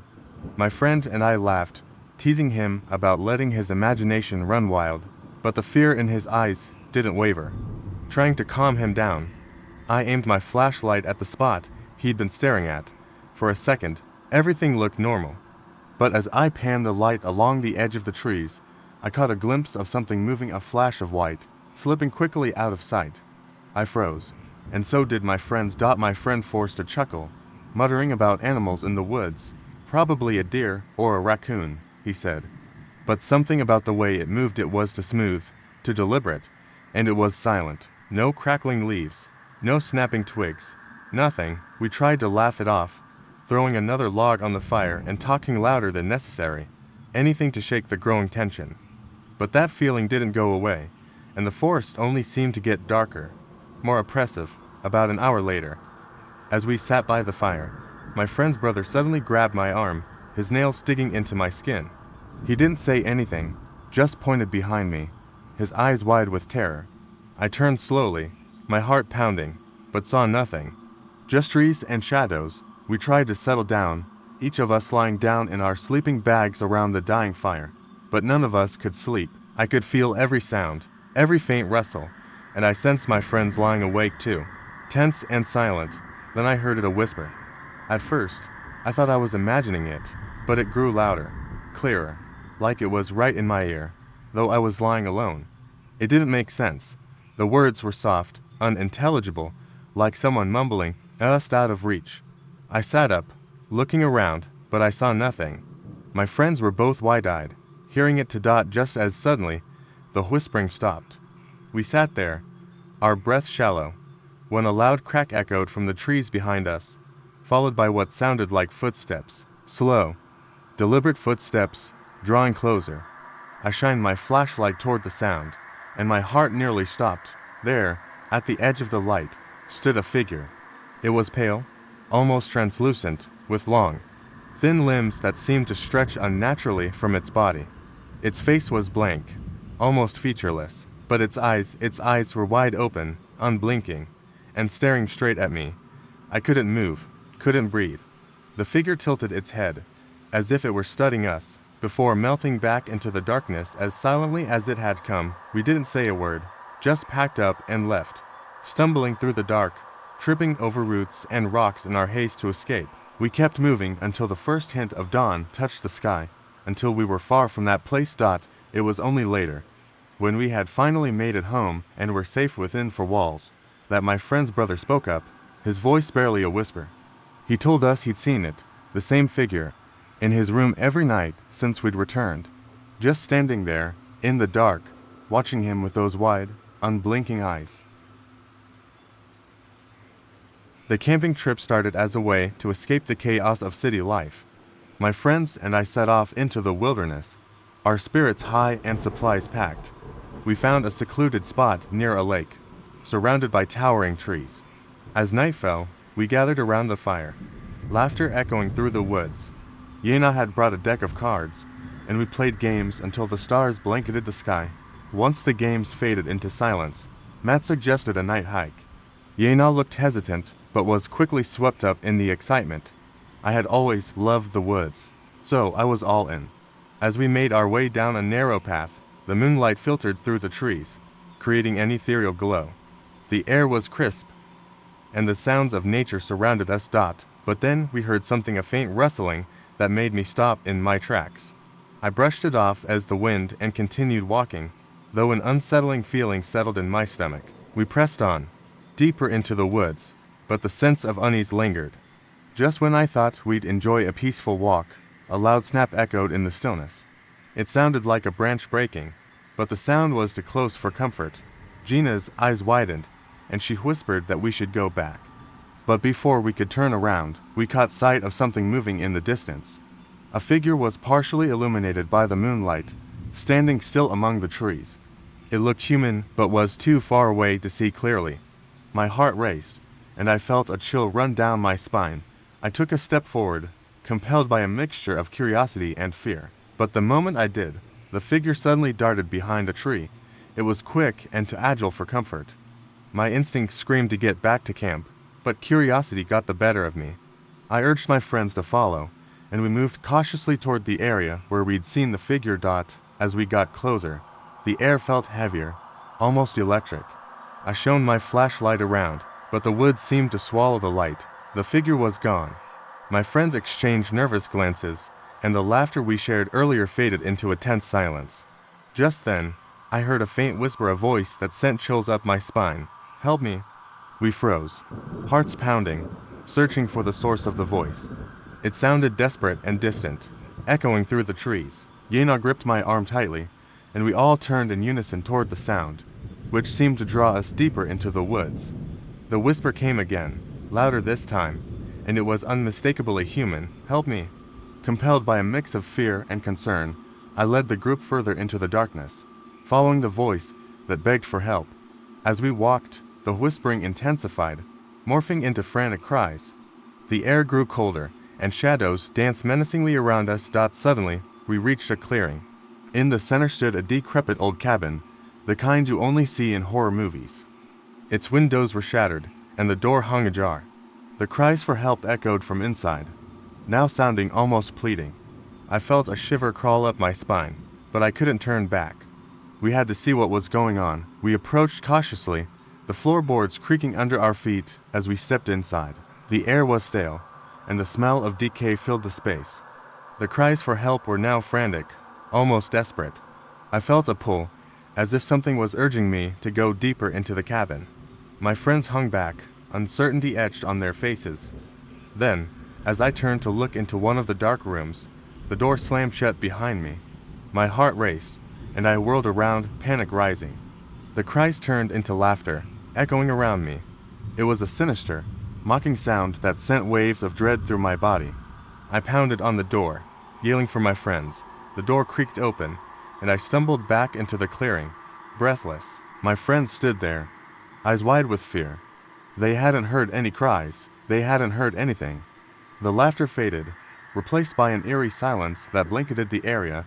I felt my stomach drop as realization hit. We had followed a voice that wasn't there, led into a trap we could barely comprehend. We turned to run back to camp, hearts racing, adrenaline pumping. We didn't stop until we reached the lake. The moonlight illuminated our campsite, and the fire still flickered weakly. But when we arrived, we froze in horror. Our gear was scattered, the tent torn apart. In the center of the camp was a message carved into the ground with something dark and sticky. "Thanks for playing." Panic set in, and we grabbed what we could. We didn't speak, didn't look back. As we drove away, I glanced in the rearview mirror, my heart pounding. The last thing I saw was the cabin, standing silent and foreboding, the laughter echoing in my mind. We never spoke of that night again, but sometimes I still hear the whispers, drawing me back to the woods. Camping in the deep woods had always been my escape, a chance to disconnect from the chaos of life. I often went with a group of friends, but this time, I found myself alone. The plan was simple: set up camp, enjoy the quiet of nature, and maybe indulge in a little stargazing. Little did I know how the night would unfold. I arrived at the campsite just before sunset, a perfect spot nestled between tall pines and a clear, babbling brook. The air was crisp, and a gentle breeze rustled the leaves, almost as if nature was welcoming me. I set up my tent, started a small fire, and prepared some snacks as the sky shifted from orange to deep indigo. As darkness settled in, the forest transformed. The sounds of the day faded, replaced by the soft rustling of leaves and the occasional hoot of an owl. I pulled out my phone to check for service, but there was nothing, just a blank screen. I chuckled at my lack of foresight. No calls, no texts, just me and the wilderness. After a few hours of sitting by the fire, I decided to take a walk. I wandered along the edge of the brook, the water shimmering under the moonlight. Everything felt peaceful until I heard it. A faint, rhythmic tapping sound echoed through the trees. I froze, straining to identify the source. At first, I thought it was my imagination, but then I heard it again, clearer this time. The sound was similar to someone lightly banging a stick against a tree. Curious, I decided to follow it. As I moved deeper into the woods, the tapping grew louder, and with it came an unsettling feeling that made my skin prickle. Suddenly, the tapping stopped. An uncomfortable silence enveloped the area, the usual sounds of the forest replaced by an eerie stillness. My heart raced as I stood there, adrenaline coursing through me. I turned back toward the campsite, but paused when I caught a glimpse of something between the trees. A figure, cloaked in shadow, stood still, its head tilted slightly as if observing me. I squinted, trying to make out any features, but it was just a dark silhouette. Panic surged within me, and I took a step back. The figure moved, its outline blurring as it stepped further into the darkness, disappearing completely. I turned on my heel and ran back to the fire. My pulse pounding in my ears, I collapsed into my camping chair, trying to calm my racing heart. I reassured myself that it was probably just an animal, but the fear gnawed at me. The fire crackled loudly, illuminating the surrounding trees and keeping the darkness at bay, but my unease lingered. After a few minutes, I mustered the courage to poke the fire and try to shake off the dread. Just as I did, I heard a rustling in the bushes nearby. My heart sank. I grabbed the flashlight, shining it toward the sound. Nothing. I felt like a child again, afraid of the monsters lurking in the dark. As I sat there, a movement caught my eye from the corner of the clearing. A figure emerged from the trees, this time much closer. I stood up abruptly, ready to confront whatever it was. The flashlight beam revealed a woman, pale and disheveled, her eyes wide with terror. She raised her hands, trembling. "Please help me," she whispered, her voice barely audible over the crackling fire. "What happened?"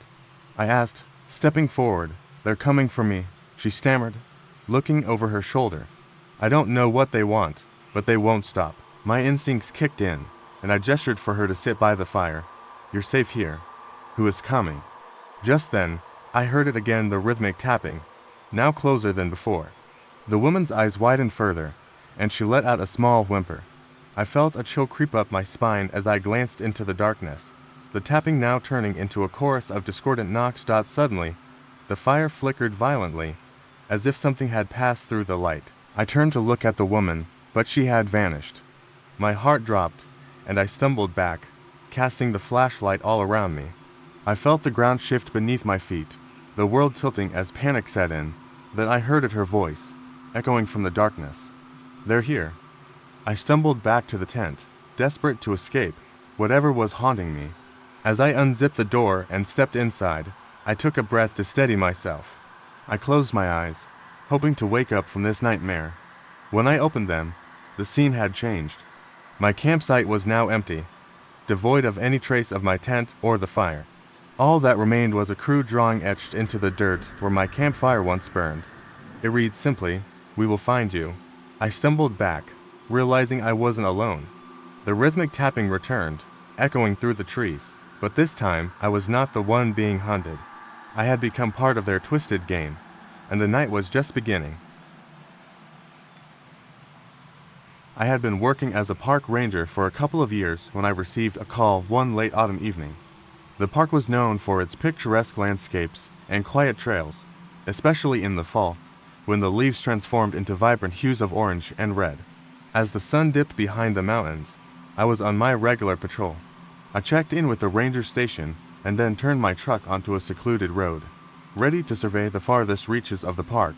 The radio crackled with the sound of frantic voices. A family of campers had set up near a remote lake and reported strange noises surrounding their campsite.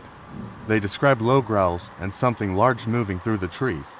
I chuckled at their fear, assuming it was just wildlife. I decided to reassure them. Driving through the dimming light, the air turned colder. The truck's headlights cut through the darkness, revealing nothing but trees. When I arrived at the campsite, I found the family gathered around the dying embers of their fire. They looked pale, wide-eyed, clearly shaken. As I approached, I noticed the way they huddled close together, as if afraid to venture too far from one another. The father spoke first, voice trembling. He explained that they had heard noises since sunset. At first, they thought it was just the wind, but then they heard a deep growl, not like anything they had ever encountered before. I reassured them, telling them it was probably just a bear looking for food, but they didn't seem convinced. I suggested we take a quick look around the perimeter of their campsite. After all, there were no other rangers in the area, and I wanted to make sure they felt safe. Armed with flashlights, we fanned out, scanning the tree line. As we walked, the sound of rustling leaves filled the air. The family kept close, and I could feel their unease. My flashlight flickered as we ventured deeper into the woods, illuminating the dense underbrush. I suddenly heard a low growl echoing through the trees, a sound that sent chills down my spine. I turned to the family, ready to tell them to stay calm, but the look of terror on their faces said everything. Just then, the growl turned into a high-pitched shriek, echoing through the night. My instincts kicked in, and I urged the family to retreat to their campsite. As we hurried back, I heard something crashing through the woods behind us. My heart raced as I shone my flashlight into the dark, desperate to see what was pursuing us. A flicker of movement caught my eye, but when I turned, nothing was there. The family was ahead of me, and I called out for them to keep moving. We reached the safety of their campsite, panting heavily. The father hurriedly stoked the fire, and I scanned the tree line for any signs of movement. There was nothing, just the wind whispering through the branches. The family settled back around the fire, still trembling. I could feel the fear hanging in the air, thick and tangible. I told them I would stay the night, ensuring they were safe. As the hours passed, the sounds of the forest settled into a haunting silence. We shared ghost stories to keep the mood light, but every rustle in the trees made us jump. At one point, the father suggested we check the perimeter again. I hesitated, but we agreed it was best to know if whatever was out there was still watching us. Equipped with our flashlights once more, we crept back toward the tree line. The air was heavy, and the night felt alive with anticipation. Suddenly, the high-pitched shriek rang out again, piercing the silence like a knife. I felt the hairs on my neck stand on end. We turned and ran back to the campsite, fear propelling us forward. But as we reached the clearing, the family froze, and I skidded to a halt behind them. There, in front of the tent, stood a tall figure, backlit by the glow of our fire. It was a park ranger, wearing a uniform eerily similar to mine, but something was off. His face was pale, eyes sunken, and his lips curled into a grotesque smile. I stepped forward, confusion flooding my mind. But before I could say anything, the figure raised his hand and pointed towards the forest. In a voice that sent chills through my bones, he whispered, "You shouldn't have come here." The family screamed, and I felt a rush of panic. I turned to look back at the figure, but he had vanished, leaving only the echoes of his words hanging in the air. The family and I huddled together, trying to make sense of what we had seen. Knowing we had to leave the woods behind, we packed up quickly and fled. the night feeling colder and darker than before. As we drove away, I couldn't shake the feeling that whatever we had encountered was not done with us yet. Sometimes, when I close my eyes, I still hear that figure's chilling voice and wonder who or what was truly watching us in those woods. It was late October when I got called for an evening patrol deep in the woods. I had been a park ranger for a few years, but I had never seen the woods this empty. The leaves had turned vibrant shades of orange and red, but a chill in the air warned me that winter was creeping in. My radio crackled with static as I drove deeper into the forest. I flipped on my flashlight, its beam cutting through the dense trees. As the sun dipped below the horizon, the woods transformed into an eerie labyrinth of shadows. I stopped at a clearing where a family had set up camp. They were enjoying a quiet night by the fire, laughter echoing in the silence. I waved and continued on my patrol, reminding myself to check back later. The forest felt alive. The rustling of leaves, the snapping of twigs, and the distant hoot of an owl all combined to create an unsettling symphony. As night fell, the family's laughter faded into the distance, replaced by a profound silence. I made my way to the nearby trails, feeling the hairs on my neck prickle. It was then that I heard something a low, guttural growl. I froze, my heart pounding in my chest. The sound was coming from the direction of the family's campsite. I radioed dispatch, but received no response. Anxiety coursed through me as I made my way back to the clearing. The fire was now just glowing embers, the tent sagging and unlit. I called out, hoping for a reply. Silence. Then I saw a dark figure, lurking just beyond the tree line. My flashlight flickered, illuminating the creature for a split second. It was tall and thin, its limbs unnaturally long, and its eyes glowed like embers. I stepped back, my mind racing. It couldn't be real. I had to get to the family. As I ran, the air grew colder.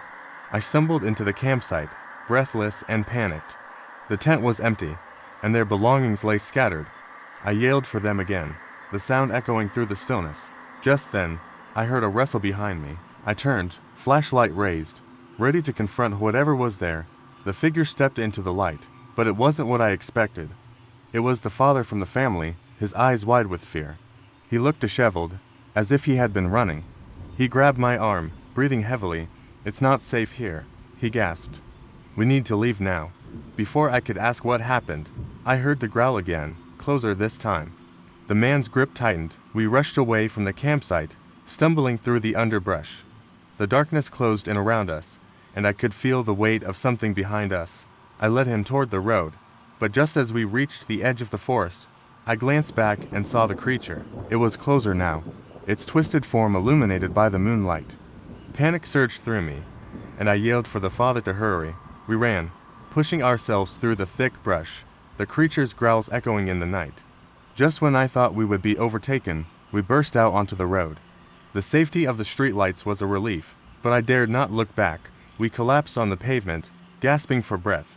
I turned to the father, ready to ask what he had seen. His face was pale, eyes wide with disbelief. "We thought it was just a bear," he stammered. "But it wasn't. It was something else." As we sat there, catching our breath, I noticed the lights of my truck in the distance. Relief washed over me, but as I stood to head toward it, I glanced back one last time. The figure stood at the edge of the woods, watching us.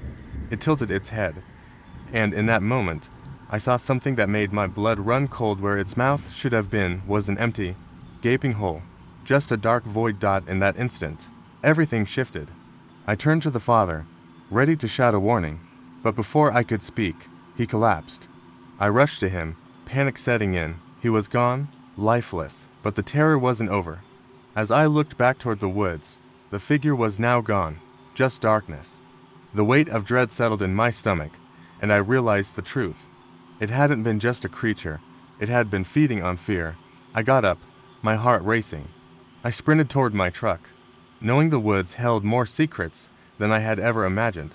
Whatever had taken that family was still out there, waiting for its next victim.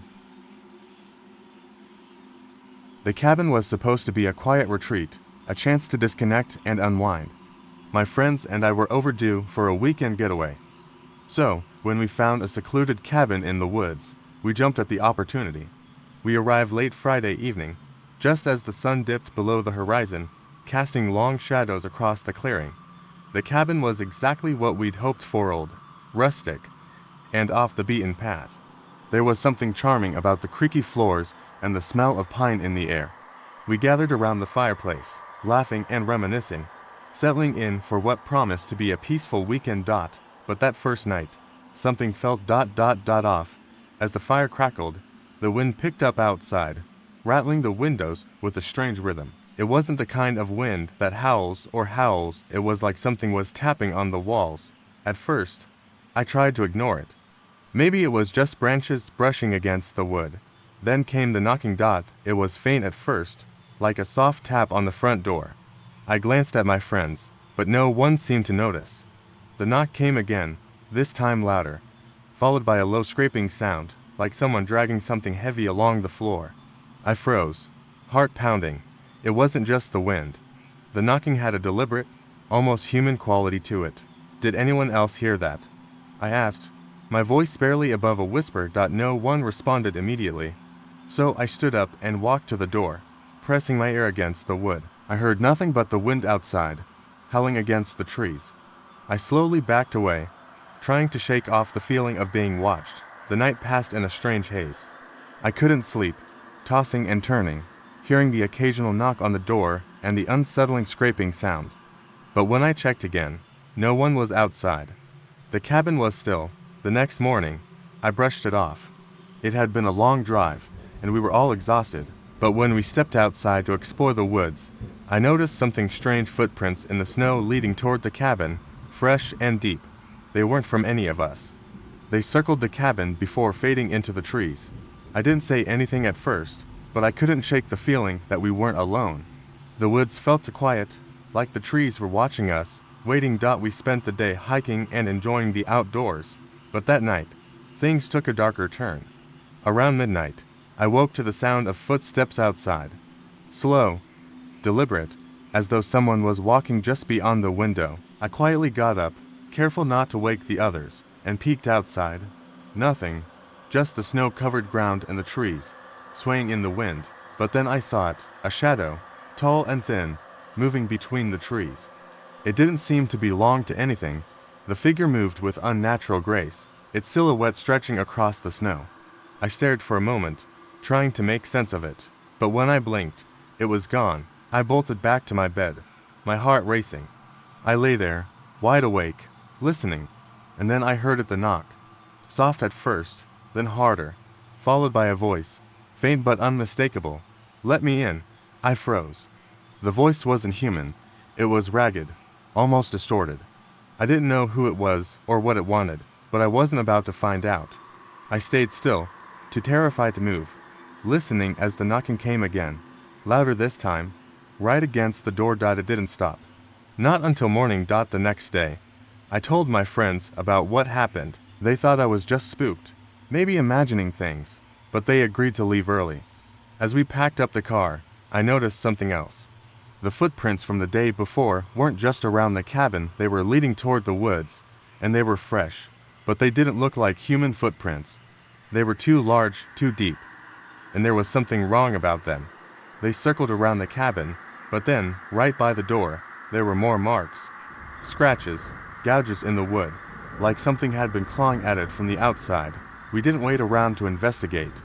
We left, and as we drove away, I glanced back at the cabin. The trees surrounding it were unnaturally still, the wind completely absent. We never went back, and I haven't been able to shake the feeling that something followed us. Something that had been waiting for us in those woods. Something that wanted in.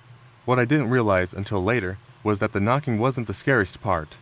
It was the voice, the one that whispered, "Let me in," because when I went back through the photos we took that weekend, I noticed something odd. In the background of one of the pictures, just outside the window, there's a figure standing in the trees, and it's smiling. We wanted a break from the city, a chance to disconnect and enjoy the quiet. The cabin was old but charming, situated at the edge of a dense forest. We were excited to leave behind our phones, forget about work, and just relax. The first night was perfect. We cooked dinner together, cracked open a few beers, and sat around the fire. The only sound was the crackling of the flames and the occasional rustle of leaves outside. The kind of peace you can't get anywhere else. Around midnight, we all went to bed. My room was upstairs, and as soon as I laid down, I noticed how still everything felt. No wind, no sounds from the woods, just silence. I tried to push the thought out of my mind, but it kept nagging at me. It was too quiet. Then I heard it, a faint tapping at the window. At first, I thought it was the wind, but the sound was too deliberate. Tap, tap, tap, slow and rhythmic. My heart raced, but I told myself it was nothing. I turned on my side, pulled the blankets over my head, and tried to sleep, but the tapping didn't stop. I couldn't take it anymore. I got up, heart pounding, and walked over to the window. I peeked through the curtains, expecting to see a tree branch swaying in the wind, but there was nothing, just darkness. I stood there for a few moments, confused, but then I heard it again, this time from the back of the house. Tap, tap, tap. I froze. It was impossible. I was the only one upstairs. My friends were all downstairs, or so I thought. I grabbed my phone, texted the others, and asked if they were messing with me. No reply. I quietly went downstairs, trying not to make a sound. As I reached the bottom, I saw the front door slightly ajar. That was strange. None of us had gone outside. I pushed the door open, thinking someone had gone for a walk, but there was no one there. The house was eerily quiet now. No voices, no sounds. I called out, but my voice echoed back to me, swallowed by the silence. Then I heard it, a soft whispering, coming from the kitchen. I stepped into the room, but when I switched on the light, it was empty. The whispering stopped. I started to turn away, but then I noticed something on the floor, a set of muddy footprints, leading from the back door to the kitchen. They were fresh. My heart stopped. I followed the trail through the house, my mind racing. The footprints led into the hallway, and then, as if on cue, the floorboards creaked above me. Someone was upstairs. I rushed up the stairs, but when I reached the top, the hallway was empty. No one was there. That's when the front door slammed shut with a deafening bang. I whipped around, my breath catching in my throat. The door was shut tight now, locked. I was sure I hadn't closed it. I stood there, staring at the door, when I heard something else. The faint sound of footsteps, slow, deliberate, coming from the attic. I hadn't even noticed the door to the attic until now. It was slightly ajar, the darkness beyond it unnerving. I didn't want to go up there. I wanted to leave, to drive away as fast as I could. But the footsteps were getting closer, and I felt like I had no choice. I pulled open the attic door, the old wood creaking, and climbed the narrow stairs, my breath tight in my chest. The room was dark, but as I switched on the light, I saw something that made my blood run cold. There was a mirror in the attic.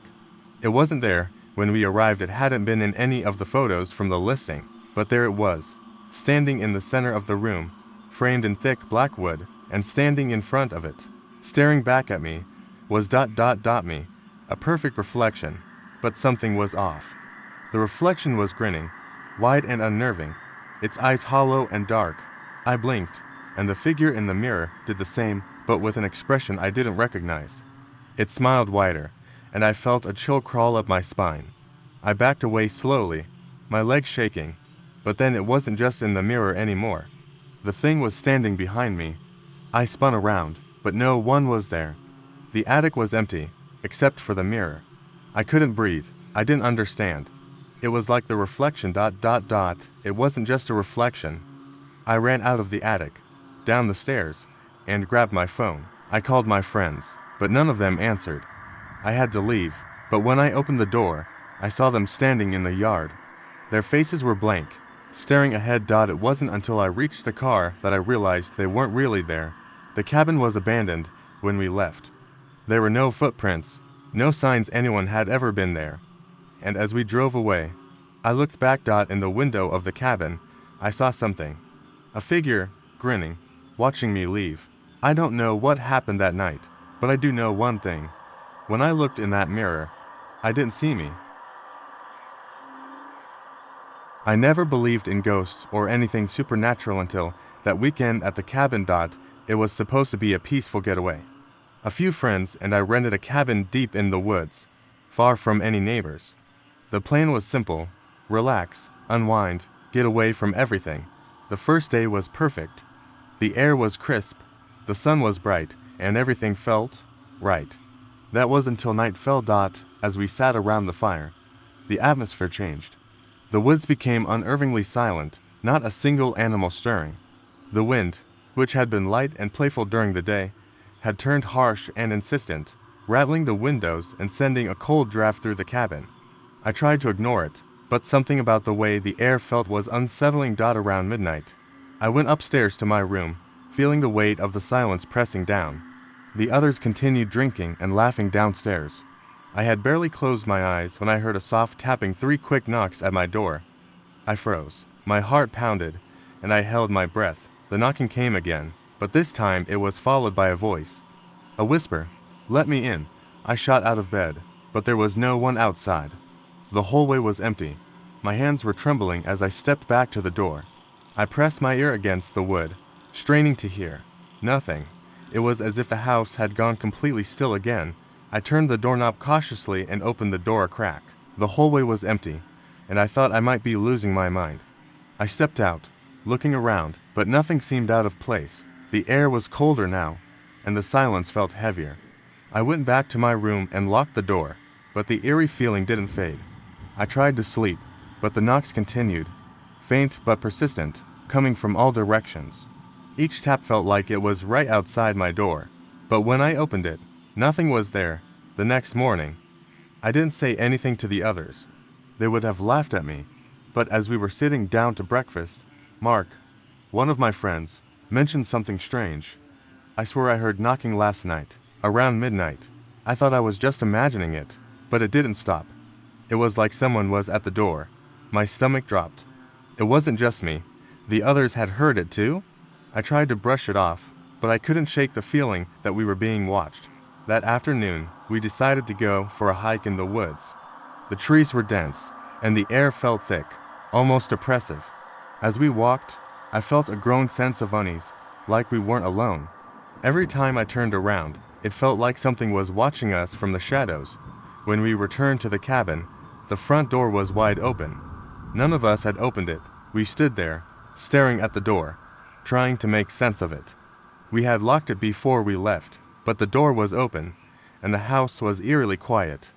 We cautiously stepped inside, and that's when we saw there was a small, neat pile of dirt on the floor, just inside the door. It wasn't from outside, it was too fine, like dust. A chill ran down my spine. We hadn't been gone long enough for something like that to accumulate, but when I looked closer, my blood went cold. Written in the dust was a single word: leave. We didn't stay another night. The unease was too much to ignore, but as we packed up and left, I couldn't shake the feeling that something had followed us out. The woods were silent again, and the wind had stopped, but it felt like we were being watched. As I drove home, I tried to convince myself it was just a series of coincidences. But then, as I glanced in the rearview mirror, I saw something that made my blood run cold. In the back seat, behind me, I saw a face, faint, pale, and watching me. I swerved, pulling over to the side of the road. When I turned around, there was nothing there, but when I checked the rearview mirror again, the same face was reflected. It wasn't mine. I don't know what followed us that weekend.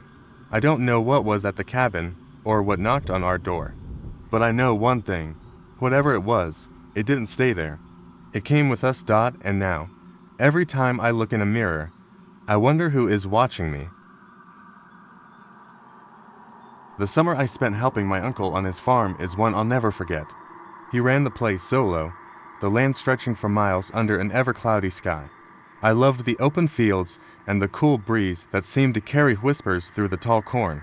The farm was remote, with no neighbors for miles. I thought I knew every sound and shadow that came with it, but I was wrong. It started as a normal evening.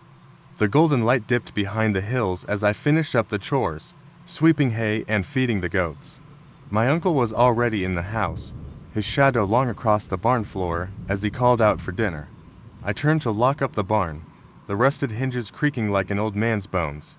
That's when I heard a deep, guttural noise coming from the woods beyond the edge of the farm. I squinted through the twilight, trying to make sense of it. It wasn't the coyotes. Their howls were sharper, more playful. This was low, slow, like the rumble of a distant, dying engine. I shrugged it off, telling myself it was just the wind in the trees. The next evening, I heard it again. This time, the noise was closer, resonating in my bones like a warning. I had just finished milking the cows when the rumble came, followed by a faint dragging sound. It was as if something heavy was being dragged through the underbrush. My pulse quickened, but I forced myself to stay calm. It was probably just some stray animal. My uncle, old and unyielding, noticed my hesitation when I came inside. "You hear that, boy?" he asked, eyes sharp under the dim lamplight. He didn't wait for me to respond. "Stay inside after dark. You don't know what's out there." That night, sleep came hard.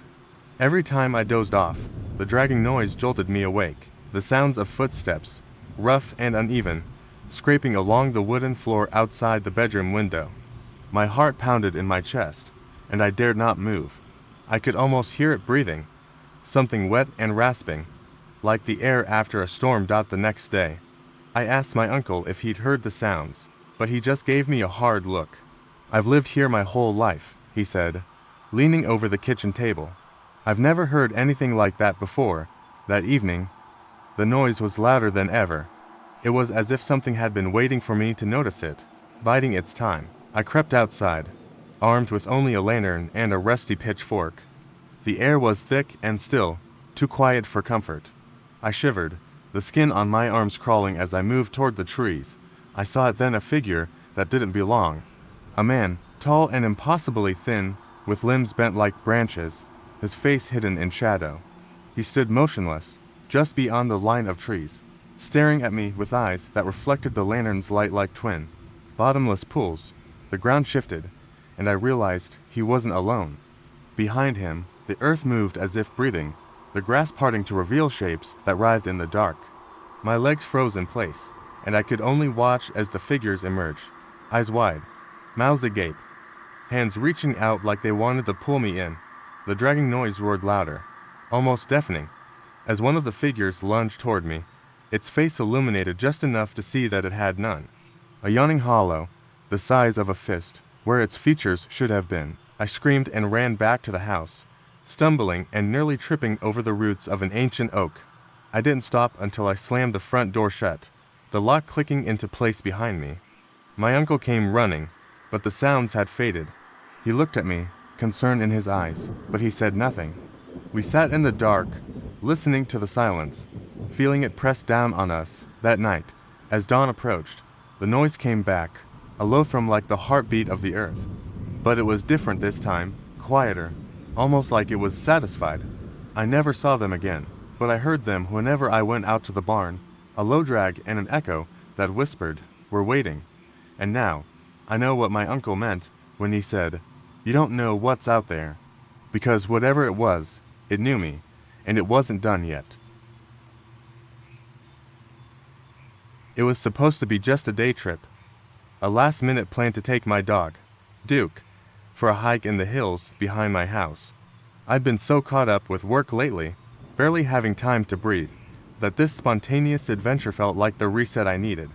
The air was crisp, and the early autumn leaves crunched underfoot as we made our way deeper into the forest. Duke was a big, happy mutt, bounding ahead as we walked. The trail narrowed, the trees arching over us and weaving together like they were trying to hold secrets. I laughed when Duke paused, his ears twitching. He was always so alert, but today, something seemed different. He glanced back at me, eyes wide and dark. "Come on, buddy. It's just the wind," I muttered, shaking off the unease. But when I turned back, I realized the air had grown still, suffocating even. The usual chirping of birds had stopped. The silence was oppressive, as if the whole world had paused just for us. A sharp snap, like a branch breaking, came from deeper in the woods. I stiffened, my skin crawling. Duke's hackles were raised, and he let out a low growl. I took a deep breath and whispered, "It's just a deer. Duke, relax." But my voice sounded too loud in the silence. We pushed forward, the trail barely visible now as the trees closed in. My phone buzzed in my pocket, breaking the tension. I pulled it out, grateful for the distraction. It was a text from my friend, Alex, asking how the hike was going. I was typing my response when I heard a faint, rhythmic tapping coming from behind me. Duke's growl deepened, a low rumble in his chest. I spun around, searching the gloom between the trees. There was nothing but shadows, nothing but that damned silence. The tapping stopped abruptly, replaced by a soft, chittering sound, like 1,000 tiny feet scrambling against bark.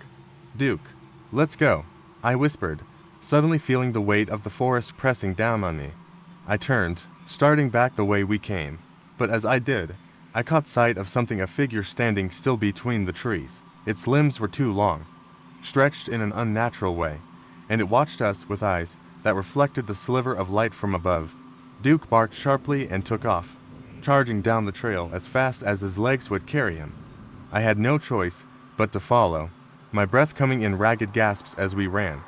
The path twisted and turned, the underbrush snagging at my clothes as I pushed through.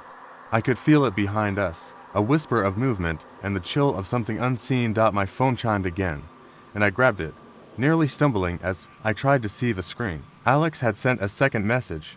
"Everything okay? You've been gone a while." Before I could respond, a deafening thud erupted from behind me, followed by a guttural screech that made my blood freeze. The air was thick with the smell of earth and something metallic. I dared a glance over my shoulder, and for just a moment, I saw it. The figure from before, only closer now, its mouth twisted into a grin full of jagged teeth and hollow eyes that seemed to drink in the light. I felt an icy hand grip my spine as I stumbled forward. The trail ahead looked familiar, a sign of civilization just up the way, a park bench and the edge of a clearing. I pushed myself faster, tripping over roots and rocks as the sound of footsteps behind me grew louder. Just as I reached the clearing, I heard the voice call out, raspy and unnatural, from the shadows, "You can't leave." I didn't stop. I sprinted the last few feet, grabbing the bench and clambering up as I gasped for air. Duke, panting and wide-eyed, scrambled up beside me. When I looked back into the woods, there was nothing but the dark, swaying branches. The trail was silent again, but I knew it wouldn't stay that way. The voice echoed in my mind, that phrase haunting me, "You can't leave." It was the last thing I heard before I turned and ran the rest of the way home, knowing that the forest behind me was watching, waiting, and that whatever had followed us out hadn't left. I was never a fan of the old, abandoned amusement park on the edge of town. It was more of an eyesore than anything, a relic from a better time, rusted and decaying. But on that day, with the sun low and the air heavy with the smell of rain, my friends convinced me to go. We wanted something different for once, and what better way to kick off the summer than exploring somewhere creepy? We made our way through the overgrown paths and cracked pavement, the chirping of cicadas growing louder as the sky darkened. The entrance was flanked by two massive stone lions with chipped noses and vacant eyes. We pushed open the wrought iron gate, the hinges protesting with a screech that echoed in the silence. The place was a maze of forgotten rides. The Ferris wheel loomed over us like a skeletal giant, its seat swaying in the breeze. A bumper car track sat to the left, rusted vehicles tilted at odd angles. We wandered further in, laughing and daring each other to go deeper.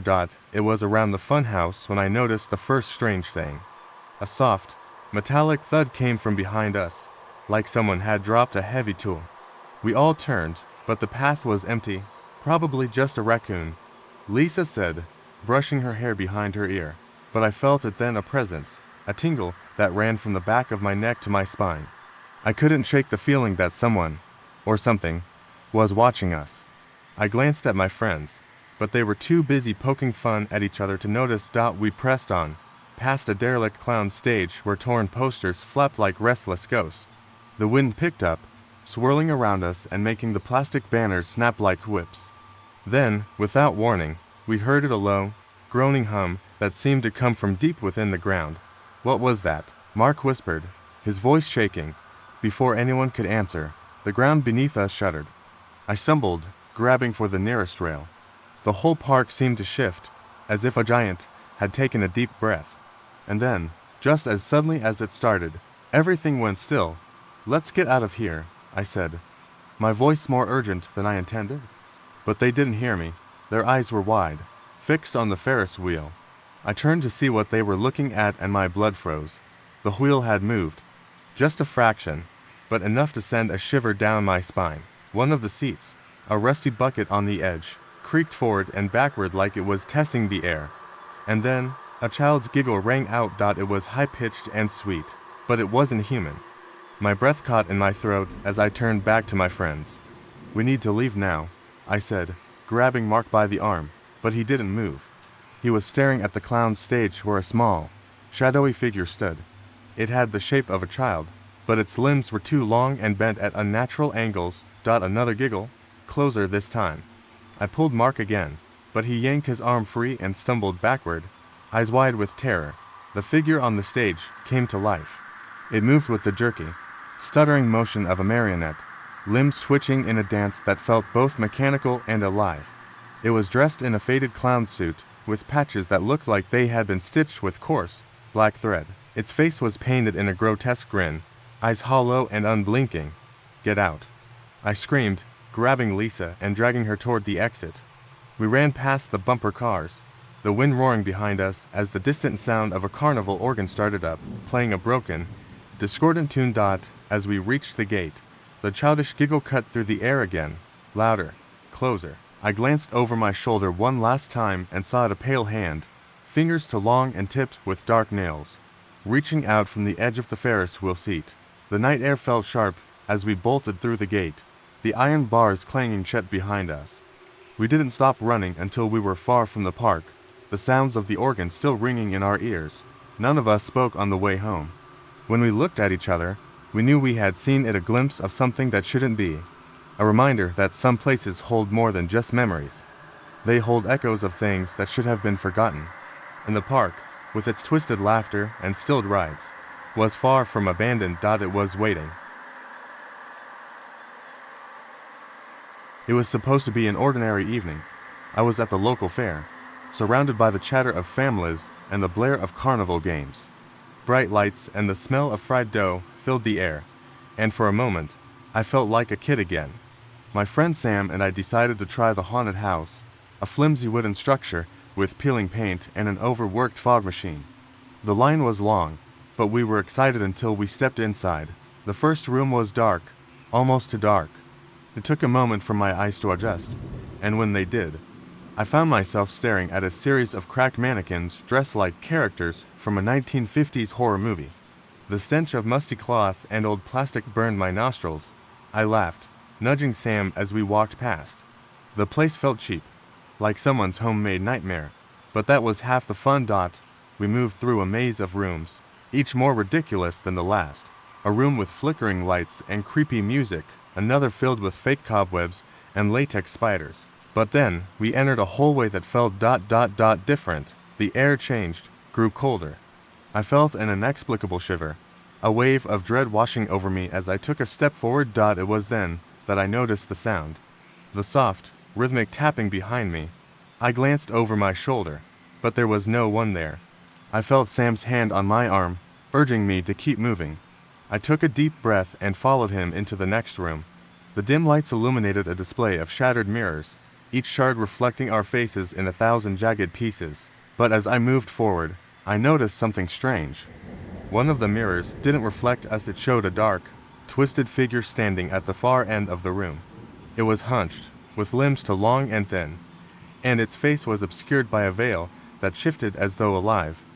"Sam, look," I whispered, pointing. He followed my gaze, and his eyes widened. "What is that?" The figure in the mirror moved. I blinked, and for a split second, I thought I saw it step forward into the room. I screamed, grabbing Sam's arm as I pulled him back toward the entrance. The mannequin's eyes seemed to follow us, and the tapping behind us grew louder. Like a parade of tiny feet against the wooden floor, we burst out into the main part of the fair, gasping for air as the night seemed to rush back to life. The laughter of children, the barkers calling people to their booths, it all felt too loud, too bright. We stopped at the edge of the fairgrounds, trying to process what we'd seen. My heart was pounding, my hands shaking. I turned to Sam, ready to tell him that we should leave, but my breath caught in my throat. A small figure stood just beyond the lights, barely visible in the shadows. It looked like a child, but something was off. Its eyes were too big, too wide, and it tilted its head in a way that no child ever could. Before I could move, it let out a high-pitched giggle that made my blood freeze. It raised a small hand, and in its palm was a shard of broken mirror, jagged and glinting in the light. The air turned cold again, and that same rhythmic tapping from before came from all directions. I grabbed Sam's wrist, pulling him as we sprinted toward the exit. We passed the ticket booth and the line of people waiting to get in, but they didn't see us. Their eyes were vacant, fixed on nothing, and their mouths moved in silent, unending chants. We made it out into the parking lot, the muffled sounds of the fair fading behind us. I dared one last look back and saw the small figure at the edge of the fair, standing in the spot where the haunted house once was. The mirrors on its face shattered like glass, falling away to reveal what was underneath, a mouth full of sharp, glistening teeth. It was still watching as we drove away, and when I glanced in the rearview mirror, I swore I saw it smiling, its eyes catching the light, reflecting thousands of pieces of itself. I worked the late shift at a small convenience store on the edge of town. It's a quiet place, usually empty except for the occasional late-night shopper. For the most part, I'm used to the silence, the hum of the fridge, and the occasional flicker of the lights. But one night, something happened that I'll never forget. It was just after midnight when the first strange thing happened. I was stocking the shelves, minding my business, when the doorbell rang. I looked up, but no one came in. I figured maybe the bell was just malfunctioning. These old places always have something wrong with them. But it rang again, followed by the sound of footsteps. I glanced over the counter, but no one was there. I shrugged, dismissing it. There was no one in the aisles either. A quick check of the front parking lot showed nothing out of the ordinary, just the dim glow of the street lights. As I went back to restocking, the air grew suddenly cold, much colder than usual for the time of year. I rubbed my arms, trying to shake off the unease creeping up my spine. That's when I heard the footsteps again. Slow, deliberate, echoing through the aisles, as if someone were walking in circles around the store. My heart began to pound in my chest. I checked the security monitor, but the footage showed no one. Just an empty store. The store was practically a ghost town at night, and we rarely got customers at this hour. I reached for the phone behind the counter, ready to call the manager, but before I could, a strange voice interrupted my thoughts. It was a whisper, like a breath against my ear. "You can't leave." I spun around, but again, there was no one. No one visible, no one even close. The store was still empty. At this point, I thought I was just overtired. It had been a long shift, and the solitude was getting to me. So, I went to the break room in the back to grab a coffee, hoping it would calm my nerves. When I stepped inside, I froze. The door to the small storage closet was wide open. I knew I had closed it earlier. With my heartbeat pounding in my ears, I slowly walked over and peeked inside. Nothing, just empty shelves and boxes. But then, a sudden shiver ran down my spine as I noticed something odd. A small, nearly imperceptible smudge on the floor. A drag mark, like something heavy had been pulled across the ground and then quickly wiped away. My stomach churned. I quickly shut the door and bolted back out into the main store, but the feeling of being watched intensified. The hairs on the back of my neck stood on end. That's when it happened. The lights flickered just a brief blink, but it was enough. The moment they came back on, I saw him, a man. He was standing at the far end of the store, by the refrigerated section. He wasn't looking at me. He was just staring at the glass doors, as if waiting for something to happen. I felt my blood freeze. I hadn't heard him enter. No bell, no footsteps. He was just there. I hesitated for a moment, unsure of what to do. But I had to approach him. I couldn't just ignore him.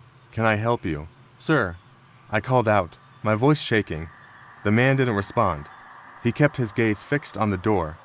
I tried again, louder this time, but still no answer. I took a few cautious steps toward him, my eyes fixed on his still form. As I got closer, I realized something was off. His clothes rolled worn out, faded, and his skin had a pale, almost sickly appearance. I reached out to tap his shoulder, but the moment my fingers brushed his coat, he turned toward me, and I recoiled. His face was a blur, distorted, like a bad photograph. It flickered, shifting between different faces. His eyes, though, they stayed the same, hollow and black, staring through me. I could barely breathe. Before I could react, he was gone. Vanished, without a sound. I stood there, Frozen, my mind struggling to process what I had just seen, I grabbed my coat, prepared to leave. As I stepped outside, I noticed something. A small piece of paper stuck to the door frame. I pulled it off and saw a message written in faded, spidery handwriting. "You can't leave." I drove straight home that night, my hands gripping the steering wheel so tight my knuckles were white.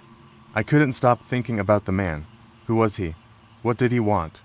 The next day, I went back to work, trying to brush off what had happened as just a bad dream. But when I opened the door to the store, I froze. The same message was written on the door frame. I looked around, everything else was as it had been.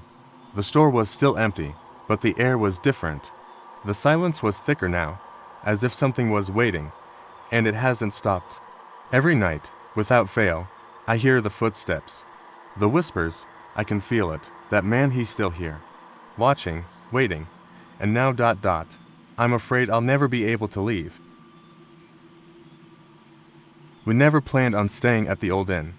It was a last-minute decision, one of those spontaneous trips where you just pick a place and go. My friends and I had rented a cabin a few hours away from the city, hoping for a weekend of peace and fun. When we arrived, though, the place felt wrong. There was something about it, like a faint, suffocating presence in the air that made my skin prickle.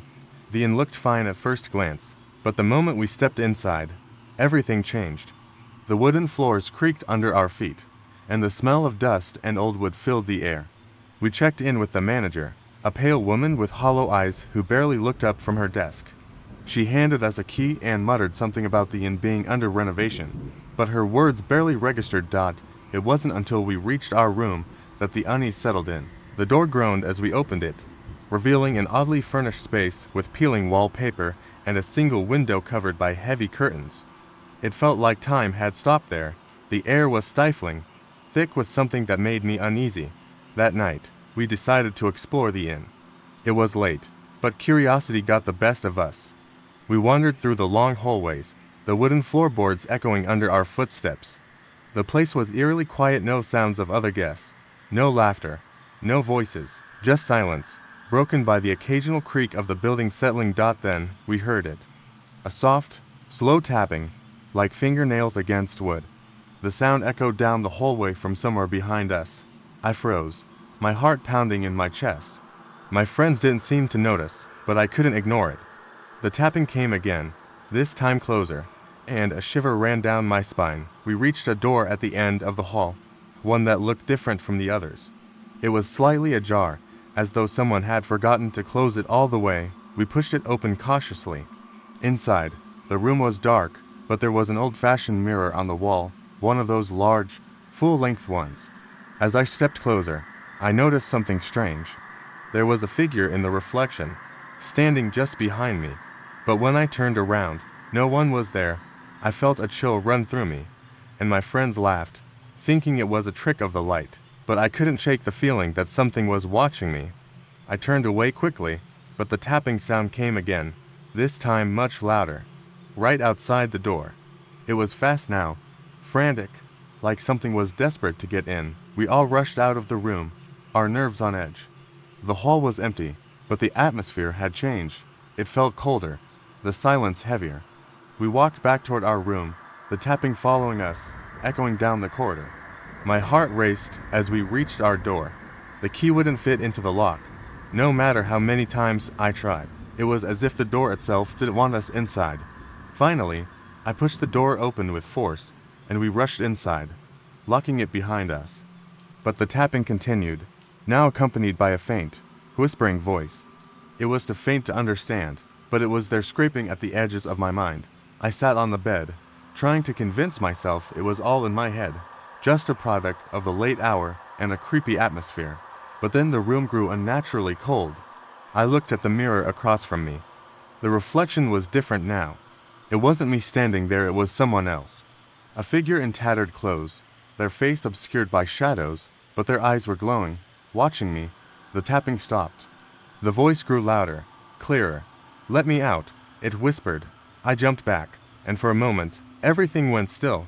Then, the door to our room creaked open, slowly, on its own.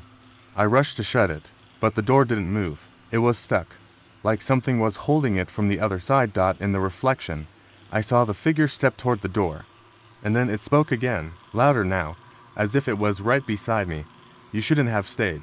Suddenly, the door slammed shut, the force of it rattling the walls.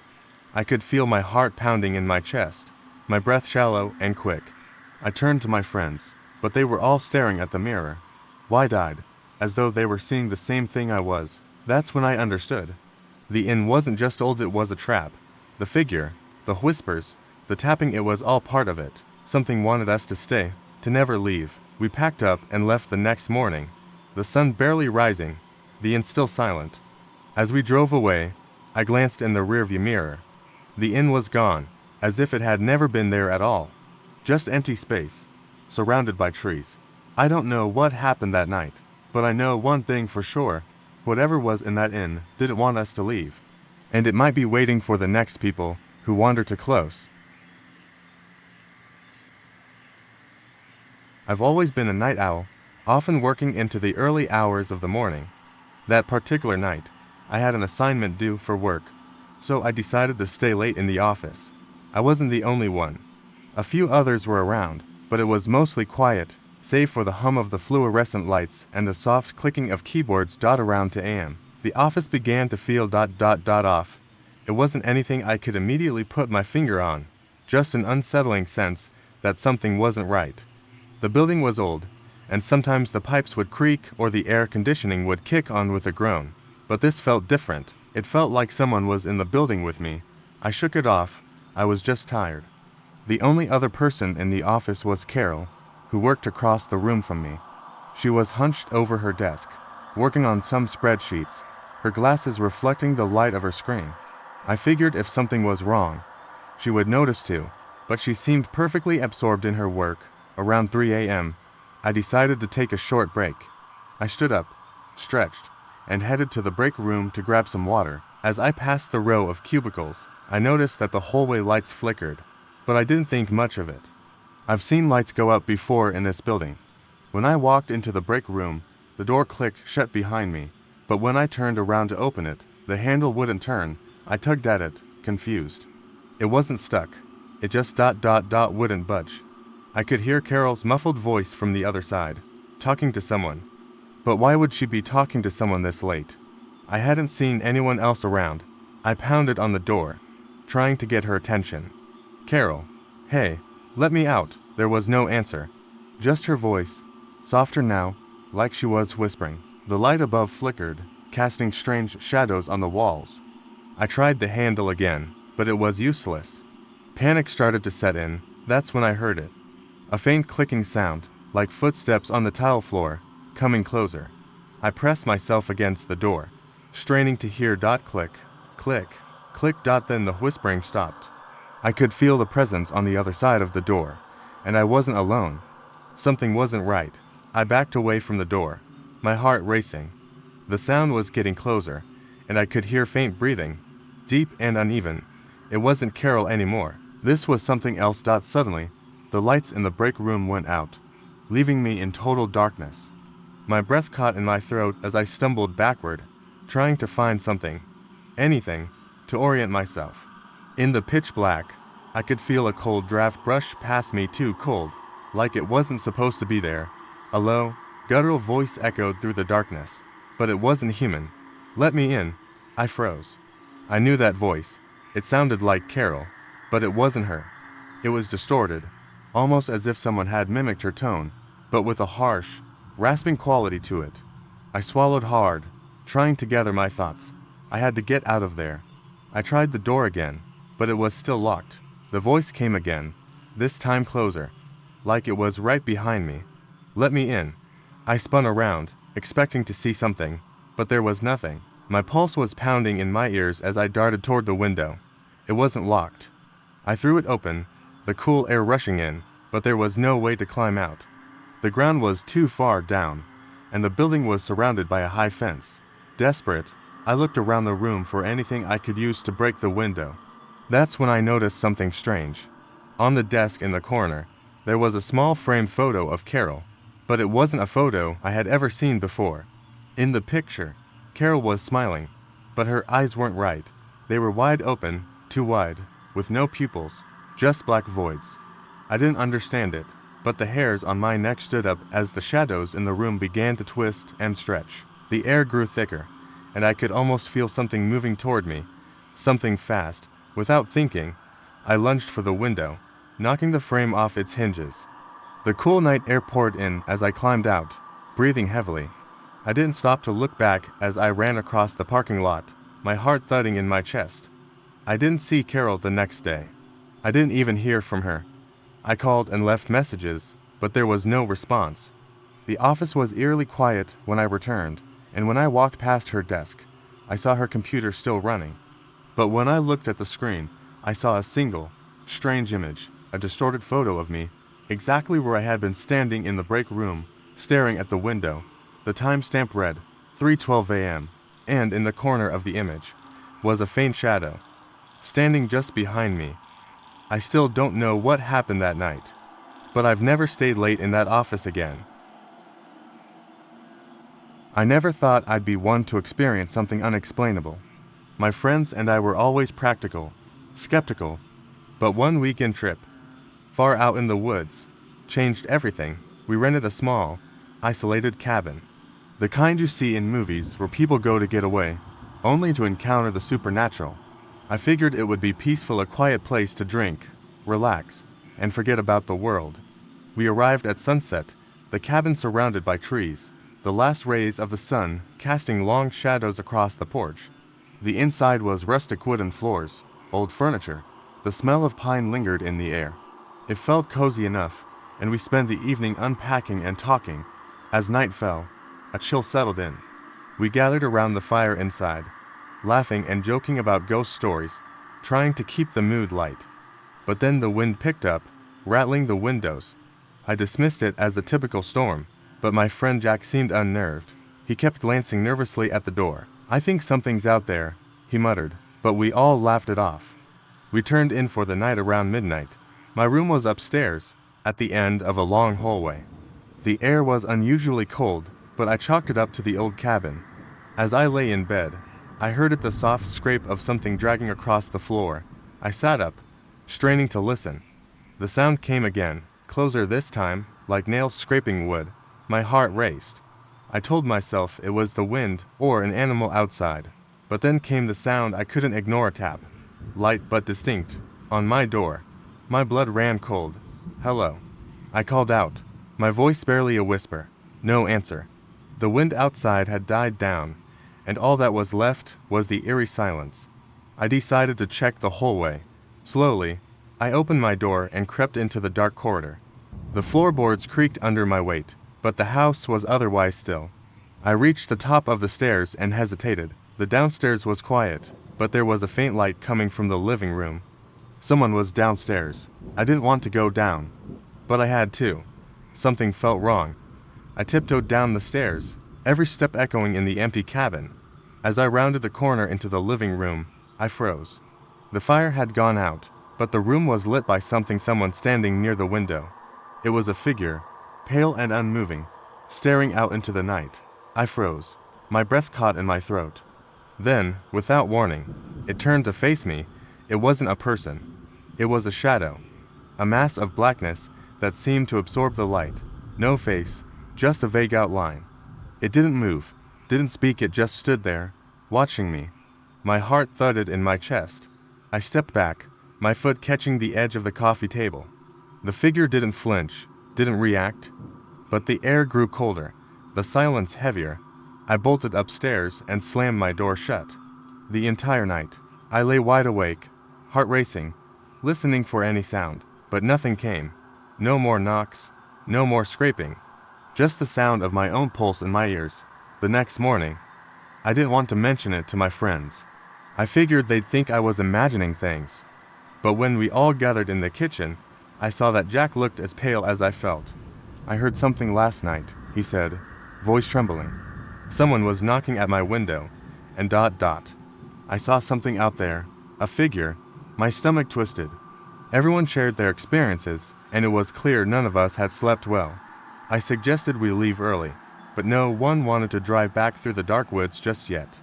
So, We decided to stay for one more night. That evening, we stayed inside. None of us wanted to go outside or even near the windows. We ate dinner in silence, the tension thick in the air. As night fell, I couldn't shake the feeling that something was wrong, that something was waiting for us. Around midnight, we heard the knocking. It started faint, then grew louder, almost as if it was coming from inside the walls. Everyone froze. The sound was relentless, rhythmic, like it was searching for a way in. Then, there was a voice, low and hoarse. "Let me in." It was unmistakable. We bolted out of the cabin and into the car, not even bothering to pack our things. As we drove away, I glanced back through the rearview mirror. The cabin stood there, dark and silent except for the faint, flickering light from the upstairs window. Months later, I looked up the cabin online. The description said it was recently renovated, but the listing had been taken down. I found a local news article from the 1980s about a family that had gone missing near the cabin. They had been staying in a cabin just like ours, but the article never explained what happened to them. It didn't say they were found.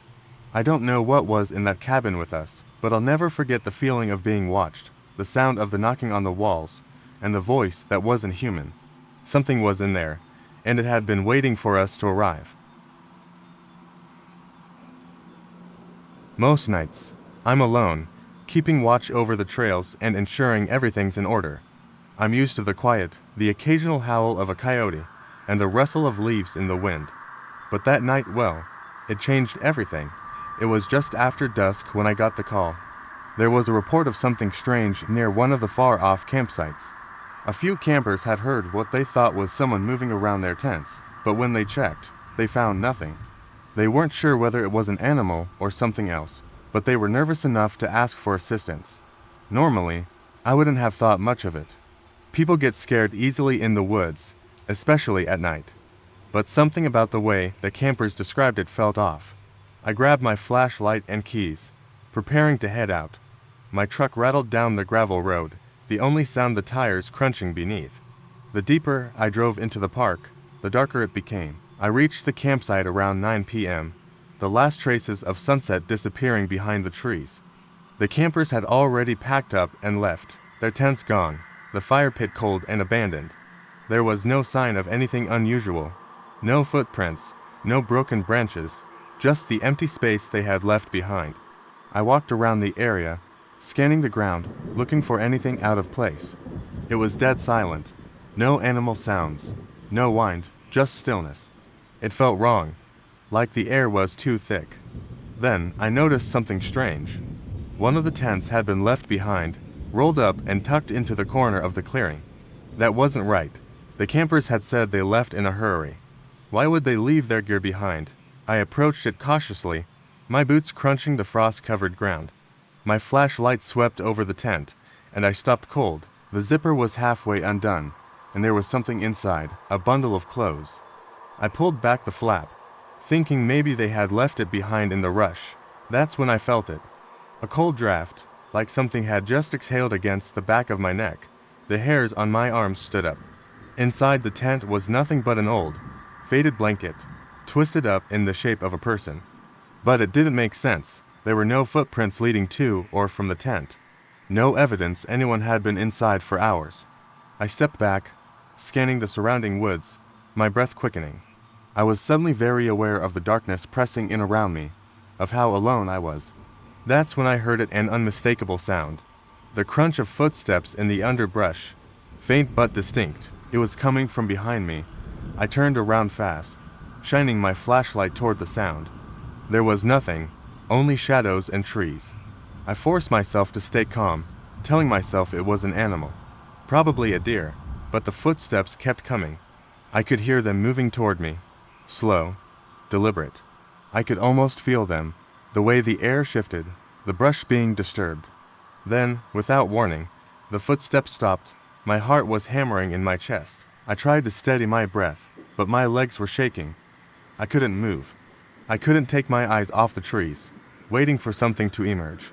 But nothing happened. No sound, no movement, just silence. I took one step forward, then another, trying to calm myself. I moved cautiously, back toward my truck, thinking maybe it was just a trick of the mind.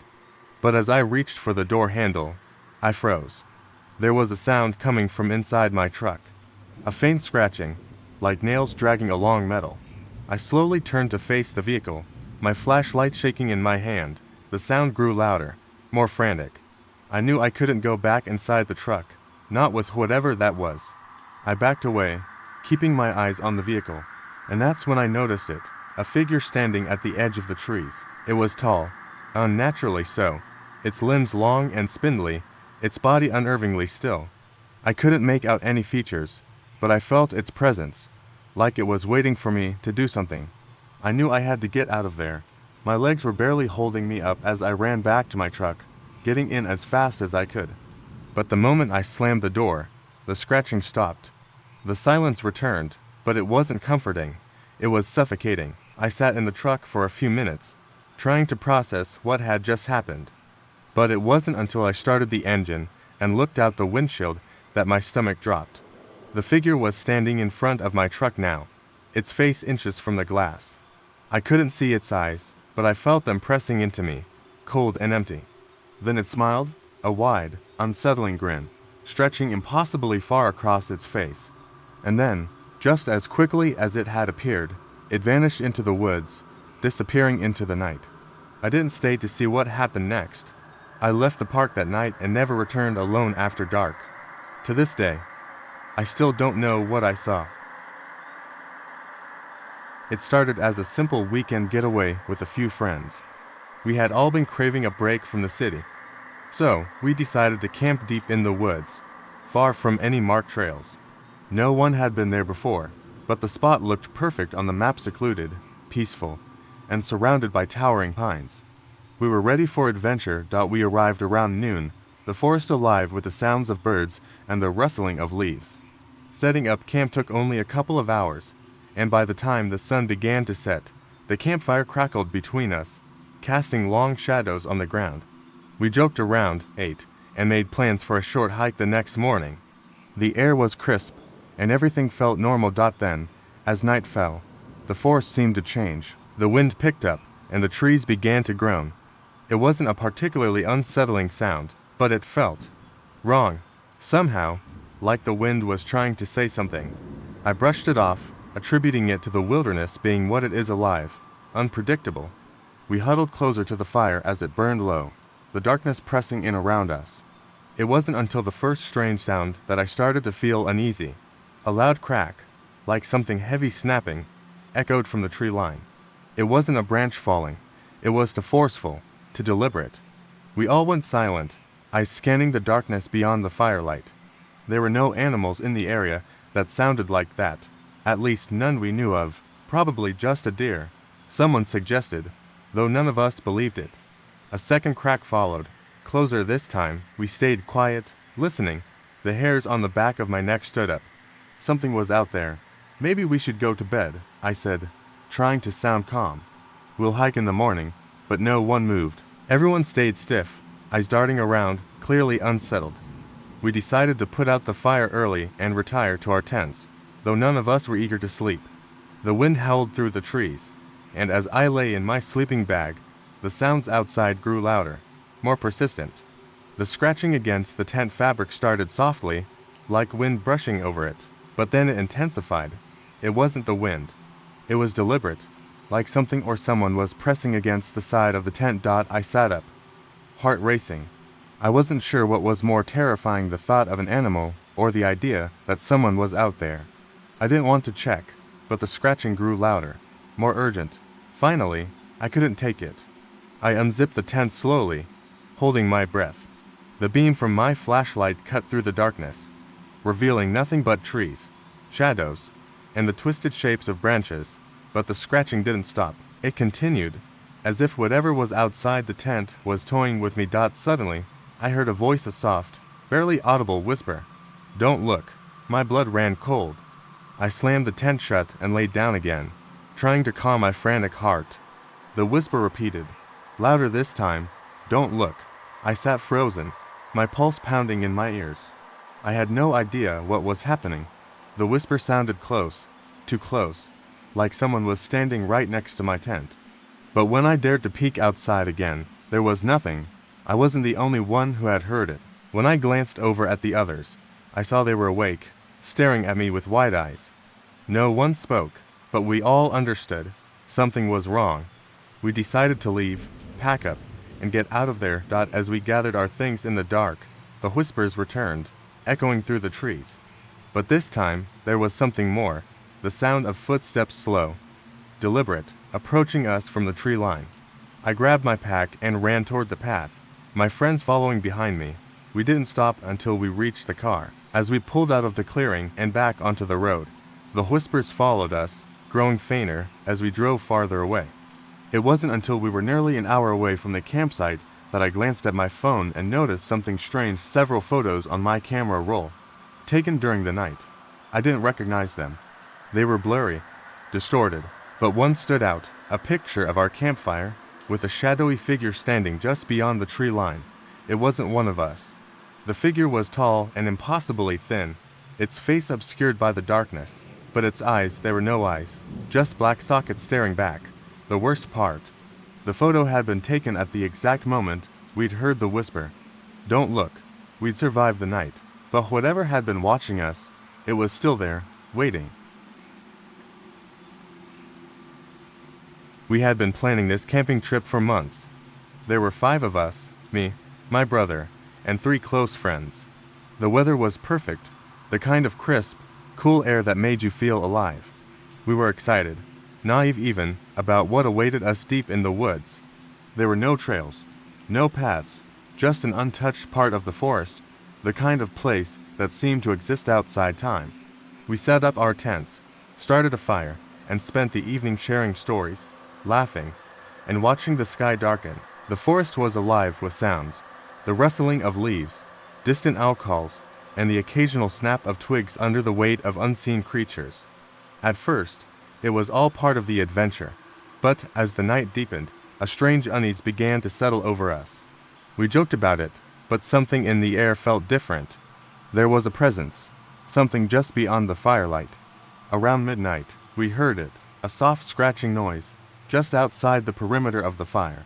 It wasn't an animal, at least not any animal we knew. The sound was rhythmic, deliberate. One of us joked that it was a bear or a raccoon, but even as we laughed, the scratching continued. And then, it stopped. Silence. We all exchanged uneasy glances. Our laughter died in our throats as the air grew heavier. Another sound. This time, it was a low thud, like something large had fallen nearby. It was followed by an eerie, unnatural silence. Our eyes darted toward the edge of the firelight, the trees just beyond the reach of our flame. The night felt to still.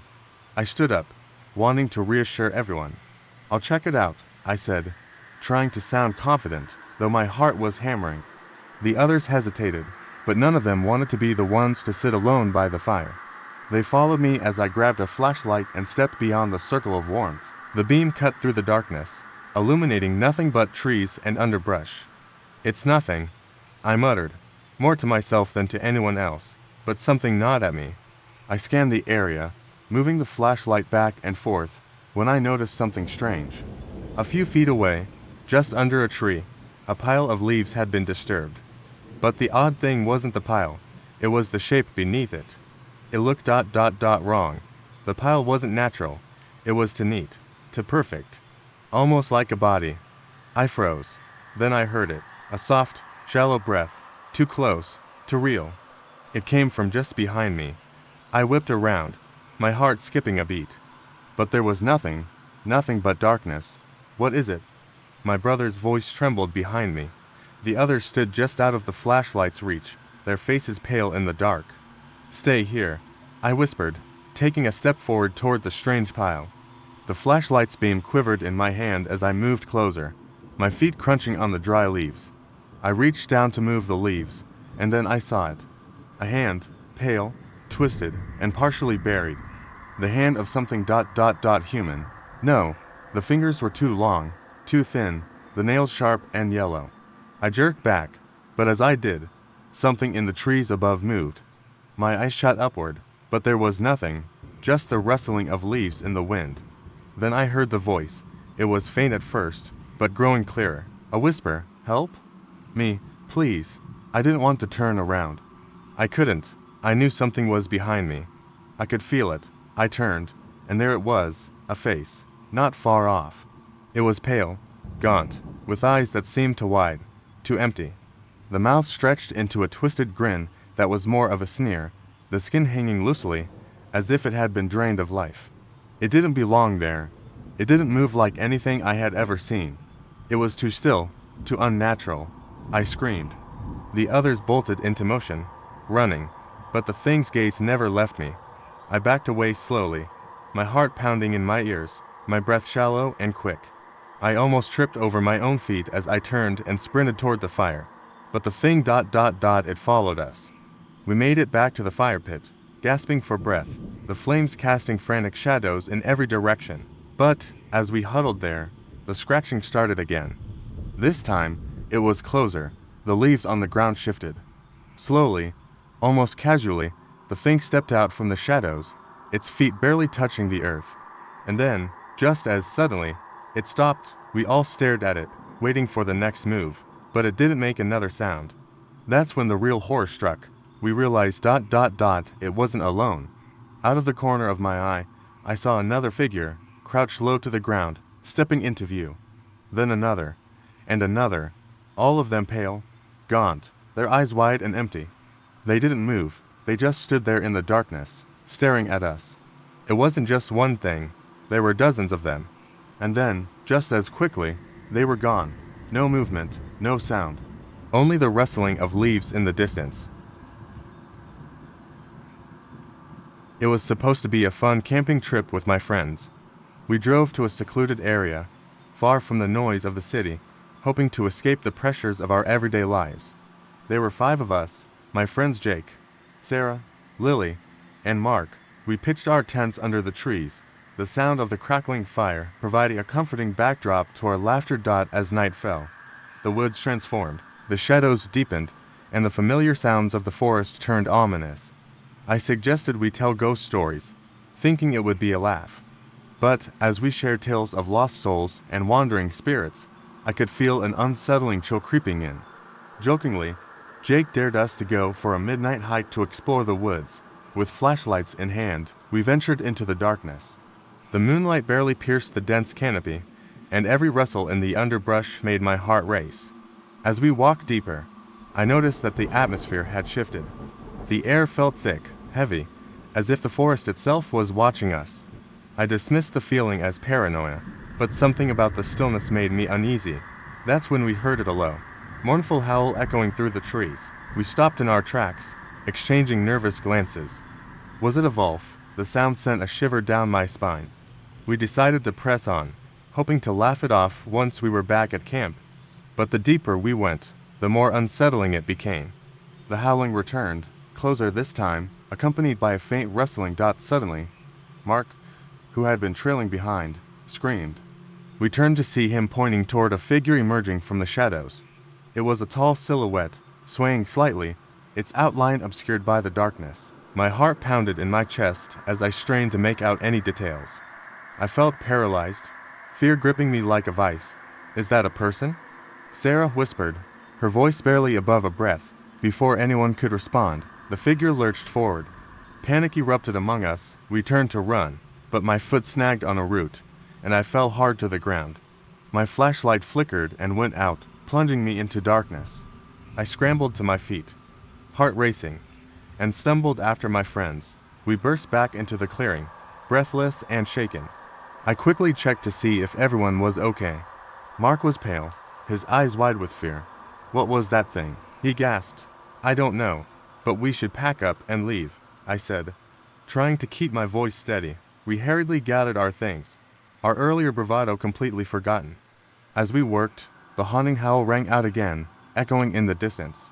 It felt like the forest itself was alive, mocking our fear. With our gear hastily stuffed into backpacks, we turned to leave when Jake suddenly froze, his eyes wide. The fire, he said, pointing. The flames had flared up unexpectedly, casting eerie shadows across the clearing. We had extinguished it before heading into the woods, but now it blazed brighter than ever, illuminating the trees around us. What the hell? Lily exclaimed. I felt a cold sweat break out as I realized something was off. The firelight revealed a pattern in the dirt around it, something we hadn't seen before. Scratches and markings that seemed deliberate, almost ritualistic. It looked like words, but twisted, as if they had been clawed into the ground. "Get away from the fire," I yelled, panic rising again. We stumbled backward, eyes locked on the flames. The howls returned, but now they were accompanied by a rustling sound, like branches snapping. Shadows danced wildly around us, the flames illuminating the silhouettes of figures hiding just outside the light's reach. We were trapped. Then, just as we were about to bolt, the fire suddenly died down to embers, plunging us into darkness once more. The figures became clear now, dozens of them, watching silently from the tree line, their faces obscured by the night. In a flash, I recalled a story I'd heard years ago, about a camping group that vanished without a trace, the only clue being markings found in the dirt. They had been lured into the woods by the firelight, just like we had been. In that moment, we understood. We weren't just in a haunted forest. We were part of a sinister game, and we had unknowingly walked into their territory. With adrenaline pumping, we bolted toward the path that led back to our car. As we ran, I could hear their footsteps behind us, almost mocking. I glanced back one last time and saw them emerging from the shadows, eyes glinting like hungry predators. We reached the car, breathless and terrified, and peeled away from the campsite, leaving behind the twisted horror of the woods. The last thing I saw in the rearview mirror was a figure standing by the dying embers, watching us leave, and I knew it wouldn't be the last time I felt their presence. The summer sun dipped low as we arrived at the campsite, a remote stretch of forest far from the buzz of civilization. I had always found solace in the woods, but something felt different this time.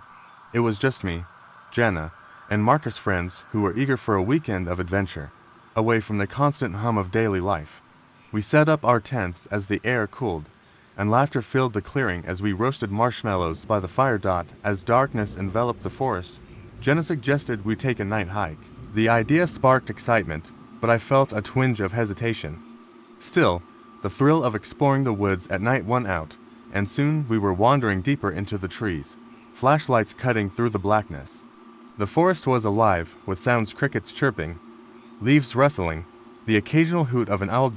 It wasn't long before we stumbled upon an old, abandoned cabin nestled among the trees. The wood was weathered and gray, and the windows were boarded up. Intrigued, we approached cautiously.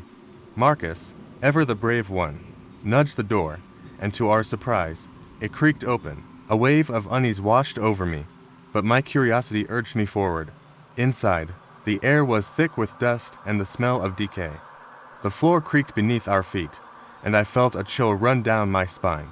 Jenna shone her flashlight around the room, illuminating faded photographs on the walls, images of families smiling, their eyes hauntingly empty. A sense of dread settled over me. I wanted to leave, but I stayed, captivated by the strange energy that enveloped the cabin. We explored for a while, but as the shadows grew longer, we decided to head back to camp. That's when we heard it. A low, guttural growl echoed from deep in the woods. I froze, the sound crawling under my skin. It wasn't an animal, it was something else, something menacing. We hurried back to the campsite, the fire crackling warmly as we huddled close. The growling had stopped, but the feeling of being watched lingered. I exchanged glances with Jenna and Marcus, silently acknowledging the unease that hung in the air. As the night wore on, I found it harder to shake the feeling of dread. I suggested we play a game to distract ourselves. We ended up telling ghost stories, our voices hushed as the tales grew darker. At one point, Marcus shared a legend he'd heard about a creature that roamed these woods, a spirit that took the form of a lost traveler, luring people into the forest never to return. Just as he finished, a loud crash echoed from the woods.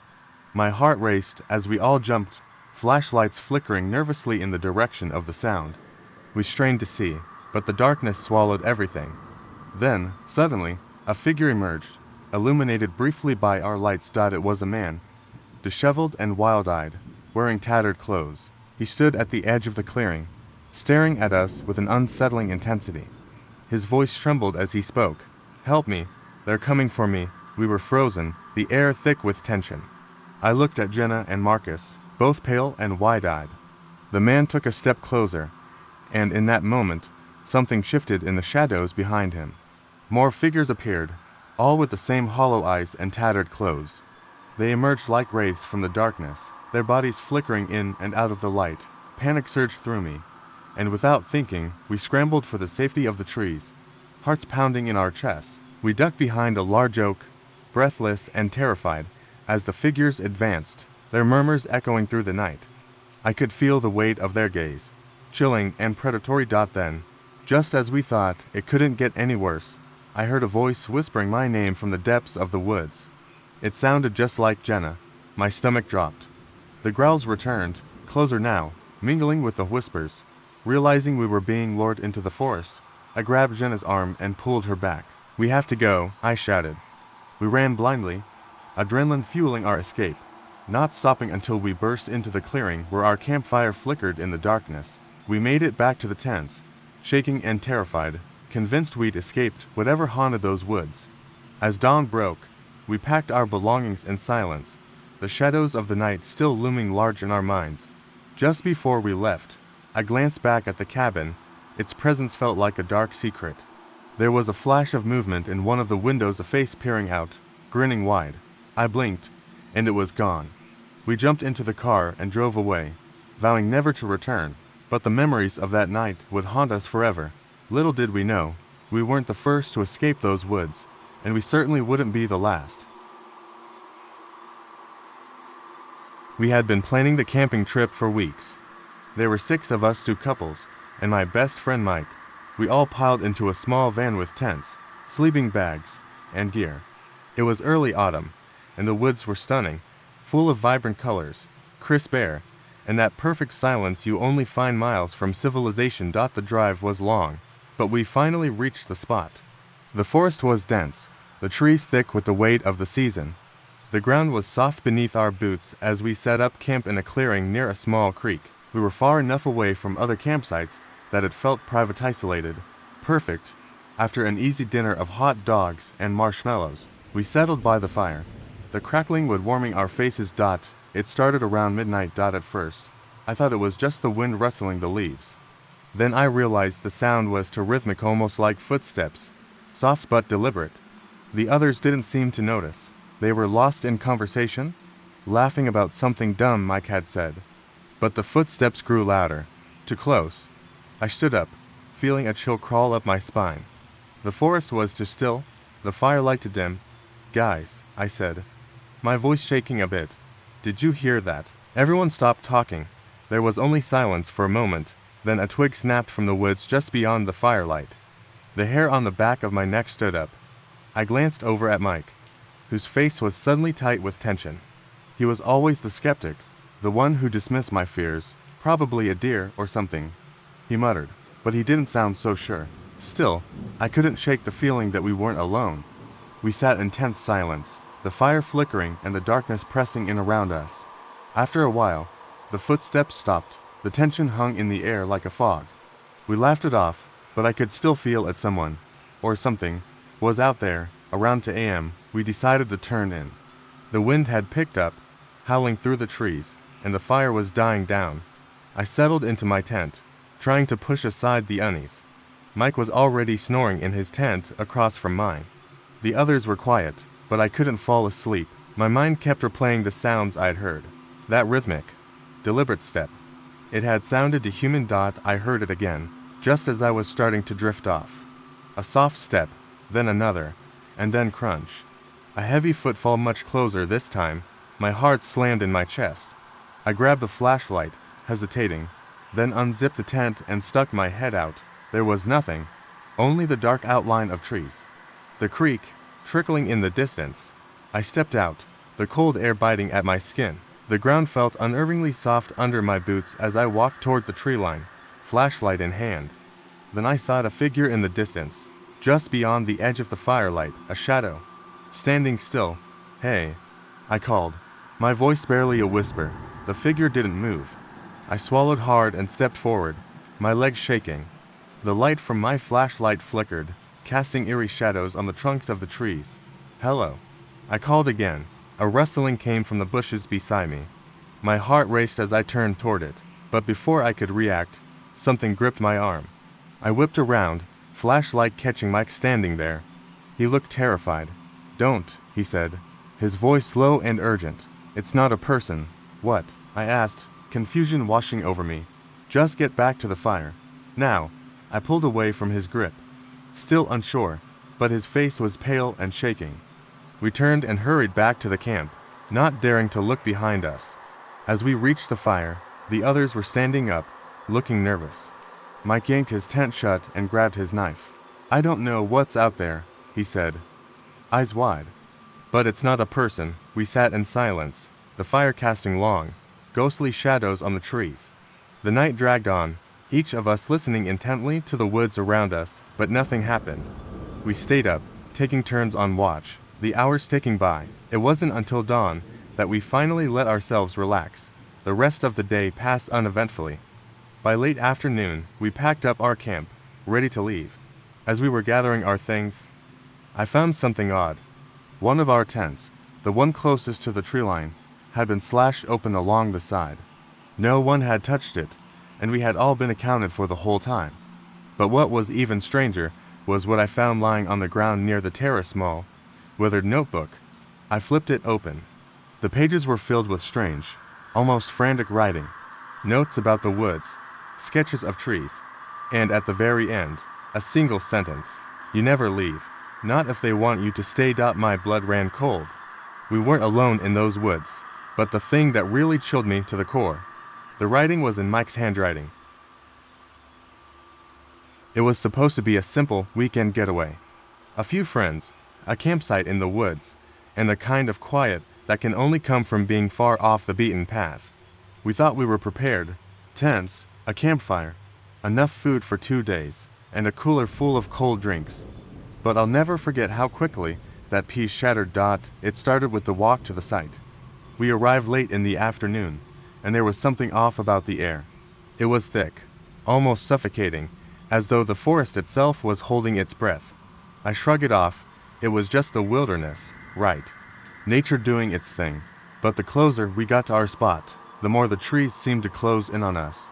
The path grew narrower, and the shadows grew deeper. By the time we set up camp, the sun was barely a sliver in the sky. I'd heard the stories about strange things happening in the woods, voices on the wind, lights flickering in the distance, but I was skeptical. I was determined to have a good time, not let the usual campfire tales spook me. We set up the tents, lit the fire, and joked around. I figured it'd be the perfect escape, but then came the first odd thing. Around dusk, I noticed a figure standing at the edge of the trees, not moving, just standing there, watching. At first, I thought it was a person who had wandered off the trail, maybe another camper. But there was something wrong about how still they were. No shifting of weight, no fidgeting, just watching. I pointed it out to my friends, but when they turned to look, it was gone. I laughed it off. My friends did too. It was probably an animal or a trick of the light. But then, as the fire crackled and the darkness deepened, I noticed something else: soft, deliberate footsteps, like someone was walking just outside the camp. Again, I told myself it was nothing. But the footsteps continued. They circled the camp, first to the left, then to the right. The hairs on the back of my neck stood up. At one point, I heard the unmistakable sound of a breath, shallow and quick, like someone was standing behind me. I spun around, but no one was there. I wasn't the only one who noticed. My friend Sam whispered, "Did you hear that?" We all heard it. Soft voices, too faint to make out, were carried on the breeze. They didn't sound like words, more like whispers, but the tone was unmistakable, a low murmur, as if a group of people was standing just beyond the reach of the firelight, talking in a language none of us understood. That's when we decided it was time to go. We started packing up our things, but as I turned to grab the cooler, I saw something that made my heart stop: a handprint on the outside of the tent, smeared, like something had been pressing against it. But we had all been standing inside the tent the entire time. No one had touched it. We stared at it for a long time, the fire crackling in the silence between us. The footsteps had stopped, but the whispers were getting louder, more insistent. Then, from the corner of my eye, I saw something moving in the trees. A figure, crouched low, weaving through the trunks. It was too fast, too fluid to be a person, too wrong. I wanted to scream, but I couldn't make a sound. My legs were frozen. That's when the first true jump scare hit. A loud bang like something heavy being thrown against our tent. The entire structure shook, and the fire flickered, casting distorted shadows across the ground. We all stumbled back, our breaths ragged, and that's when we saw an unmistakable trail of blood, starting from the edge of the camp and leading toward the woods. It wasn't animal blood. It was too dark, too thick. We ran. There was no hesitation. We grabbed what we could, threw it in the truck, and sped off, hearts hammering in our chests. When we finally got home, we thought it was over. But a few days later, as I was unpacking my bag, I found something in my jacket pocket, a small, torn scrap of fabric, dark red, stained with something that looked like dirt. But the strangest part, the fabric was exactly like the material of the tents we had set up that weekend. I stared at it for what felt like hours. My thoughts scrambled. Had something been with us in the woods? Something that we didn't see? Had it been in our tent the entire time? I didn't want to think about it, but the more I tried to push the thought away, the clearer it became. The whispers, the figure in the trees, the handprint, the blood trail, and that piece of fabric, something that definitely wasn't ours. We never went back to those woods. But I still wonder, what was it that we didn't see? What was circling our camp? Watching us, following us, whatever it was, it didn't let us go. A few friends, a remote location, and no distractions, just the way we wanted it. The cabin was a little older than we expected, but it had character. We arrived just before sunset and spent the evening laughing around the fire pit, exchanging old stories. The atmosphere felt peaceful, but as the sun set, a strange quiet settled in, the kind of silence that feels too heavy. I chalked it up to the isolation, but a creeping sense of unease grew as the night wore on. We retired to our rooms after a while. My room was upstairs at the end of a narrow hallway, and I felt an odd tension the moment I closed the door behind me. The sounds from the house would creaking. The wind outside were expected, but then I started hearing something else, a tapping. Faint at first, like someone knocking softly on the door, followed by a dragging noise. I froze, heart pounding. I was certain it wasn't the wind. I lay still, trying to listen. Another tap. Then something that sounded like fingernails scraping against the door frame. My skin prickled. I had to get up, but I didn't want to. My hand hovered over the door handle, but I couldn't bring myself to open it. I waited, trying to tell myself it was just the house settling. The noise stopped. For a long time, there was nothing, and I convinced myself it was over. But just as I thought I might be able to sleep, there came a voice, soft, almost a whisper. "Let me in," I nearly screamed. The voice sounded too close, like it was coming from just outside my door. It wasn't a prank. I knew that much. I could feel it in my bones. I grabbed my phone, but there was no signal. I sat against the door, every part of me screaming to run. I glanced around the room, searching for something to use as a weapon. But I couldn't bring myself to open the door. Minutes passed, or maybe hours. I don't know. Eventually, the knocking stopped. The voice didn't return.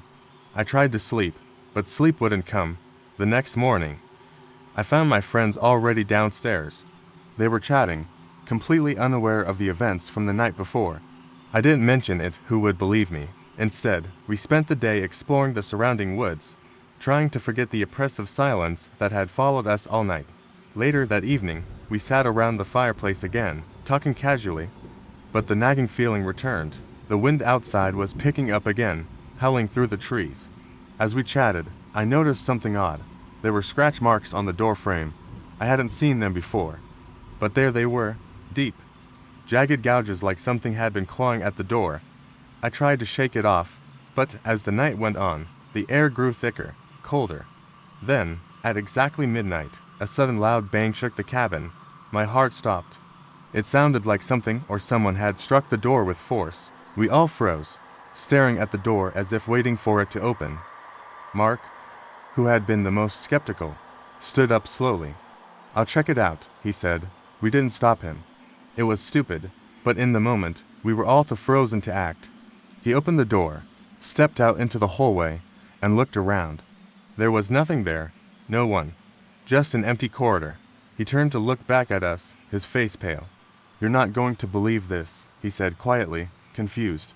We all moved into the hallway to see what he was talking about. The door frame was covered in fresh, deep scratches. But that wasn't the worst part. In the center of the door was a handprint. It was smeared in something dark, something that didn't belong. It wasn't dirt. It wasn't paint. It looked like blood. None of us said anything at first. The air felt heavy. I glanced down the hallway, my blood running cold. The door to the attic, which had been closed earlier, was now ajar. A faint light flickered inside.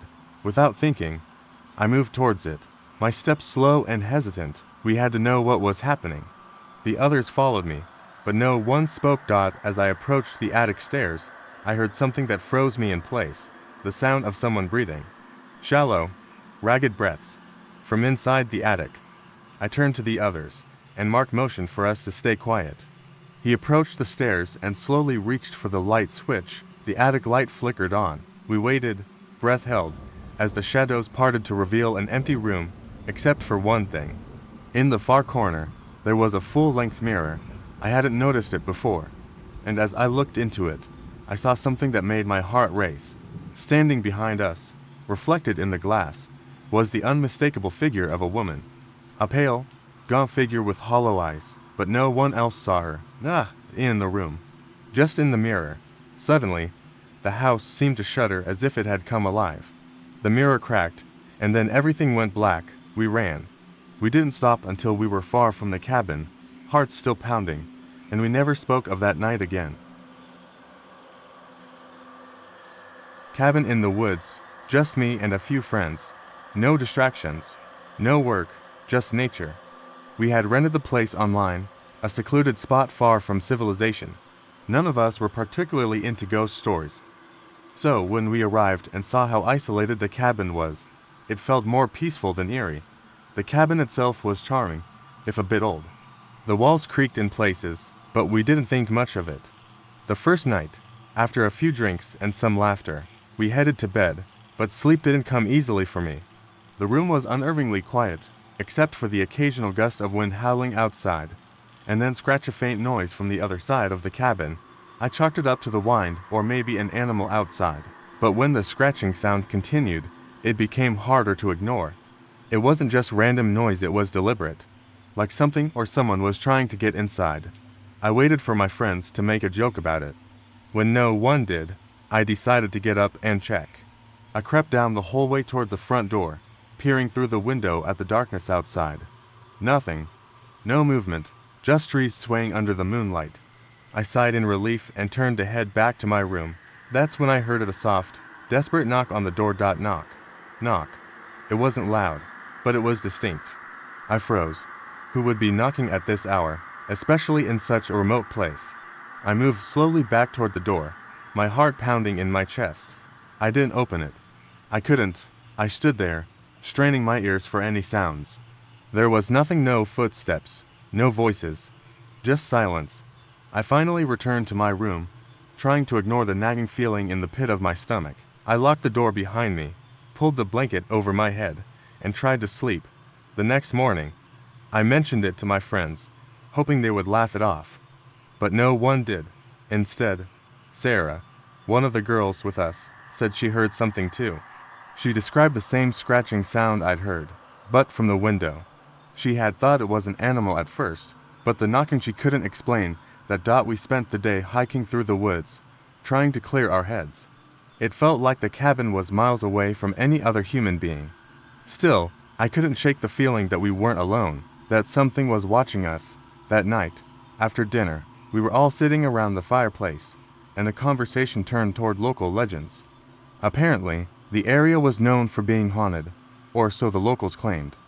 One of my friends, Jake, started telling a story about a woman who had gone missing years ago, her last known location being just a few miles from the cabin. He described how people said they could hear her crying at night. I laughed it off. Ghost stories didn't scare me. Later that night, when we were all in our rooms, I heard the sound again, the unmistakable scratch on the wood. And then, once again, the knock. But this time, it wasn't on the door. It was on my window. I rushed to the window and pulled the curtain back, heart racing. Nothing, but the feeling of being watched was overwhelming. I closed the curtains quickly, then heard it again. A whisper, faint but clear. Let me in. I wanted to scream, but I couldn't. My body was frozen in place. I glanced toward the door. Still locked. My room felt suffocating. The knock came again. Bang. Louder this time. It was coming from the front door. I couldn't take it anymore. I ran out of my room, down the hall to the living room, and yanked open the door. Nothing. No one was outside. Just the pitch-black darkness of the woods. My breath was coming in sharp gasps as I stood there, staring out into the void. I closed the door, leaning against it, trying to calm myself. And then, in the faint light of the hallway, I saw something that made my blood run cold. The doorknob was wet. A trail of dark smudges marked the wooden floor, leading from the door to the window of the living room. I followed the trail, every step feeling like it was pulling me into some kind of nightmare. I reached the window. There, smeared against the glass, was a handprint, and it wasn't small. It was too large for a person. I backed away in terror, stumbling toward the door. But when I looked out into the woods again, I saw something. A figure, standing in the distance, just outside the boundary of the trees. It was watching us. It was always watching. I slammed the door shut and rushed to wake the others. But when I turned to tell them, they were all standing in the hallway, staring at me in silence. Their faces were pale, eyes wide with fear. It wasn't until I looked down that I realized the handprint wasn't on the window. It was on the back of my hand, and it was still wet. We packed up and left at once, leaving the cabin behind. But every time I close my eyes, I still see that figure in the distance. And the worst part, I know it followed us. We never should have left.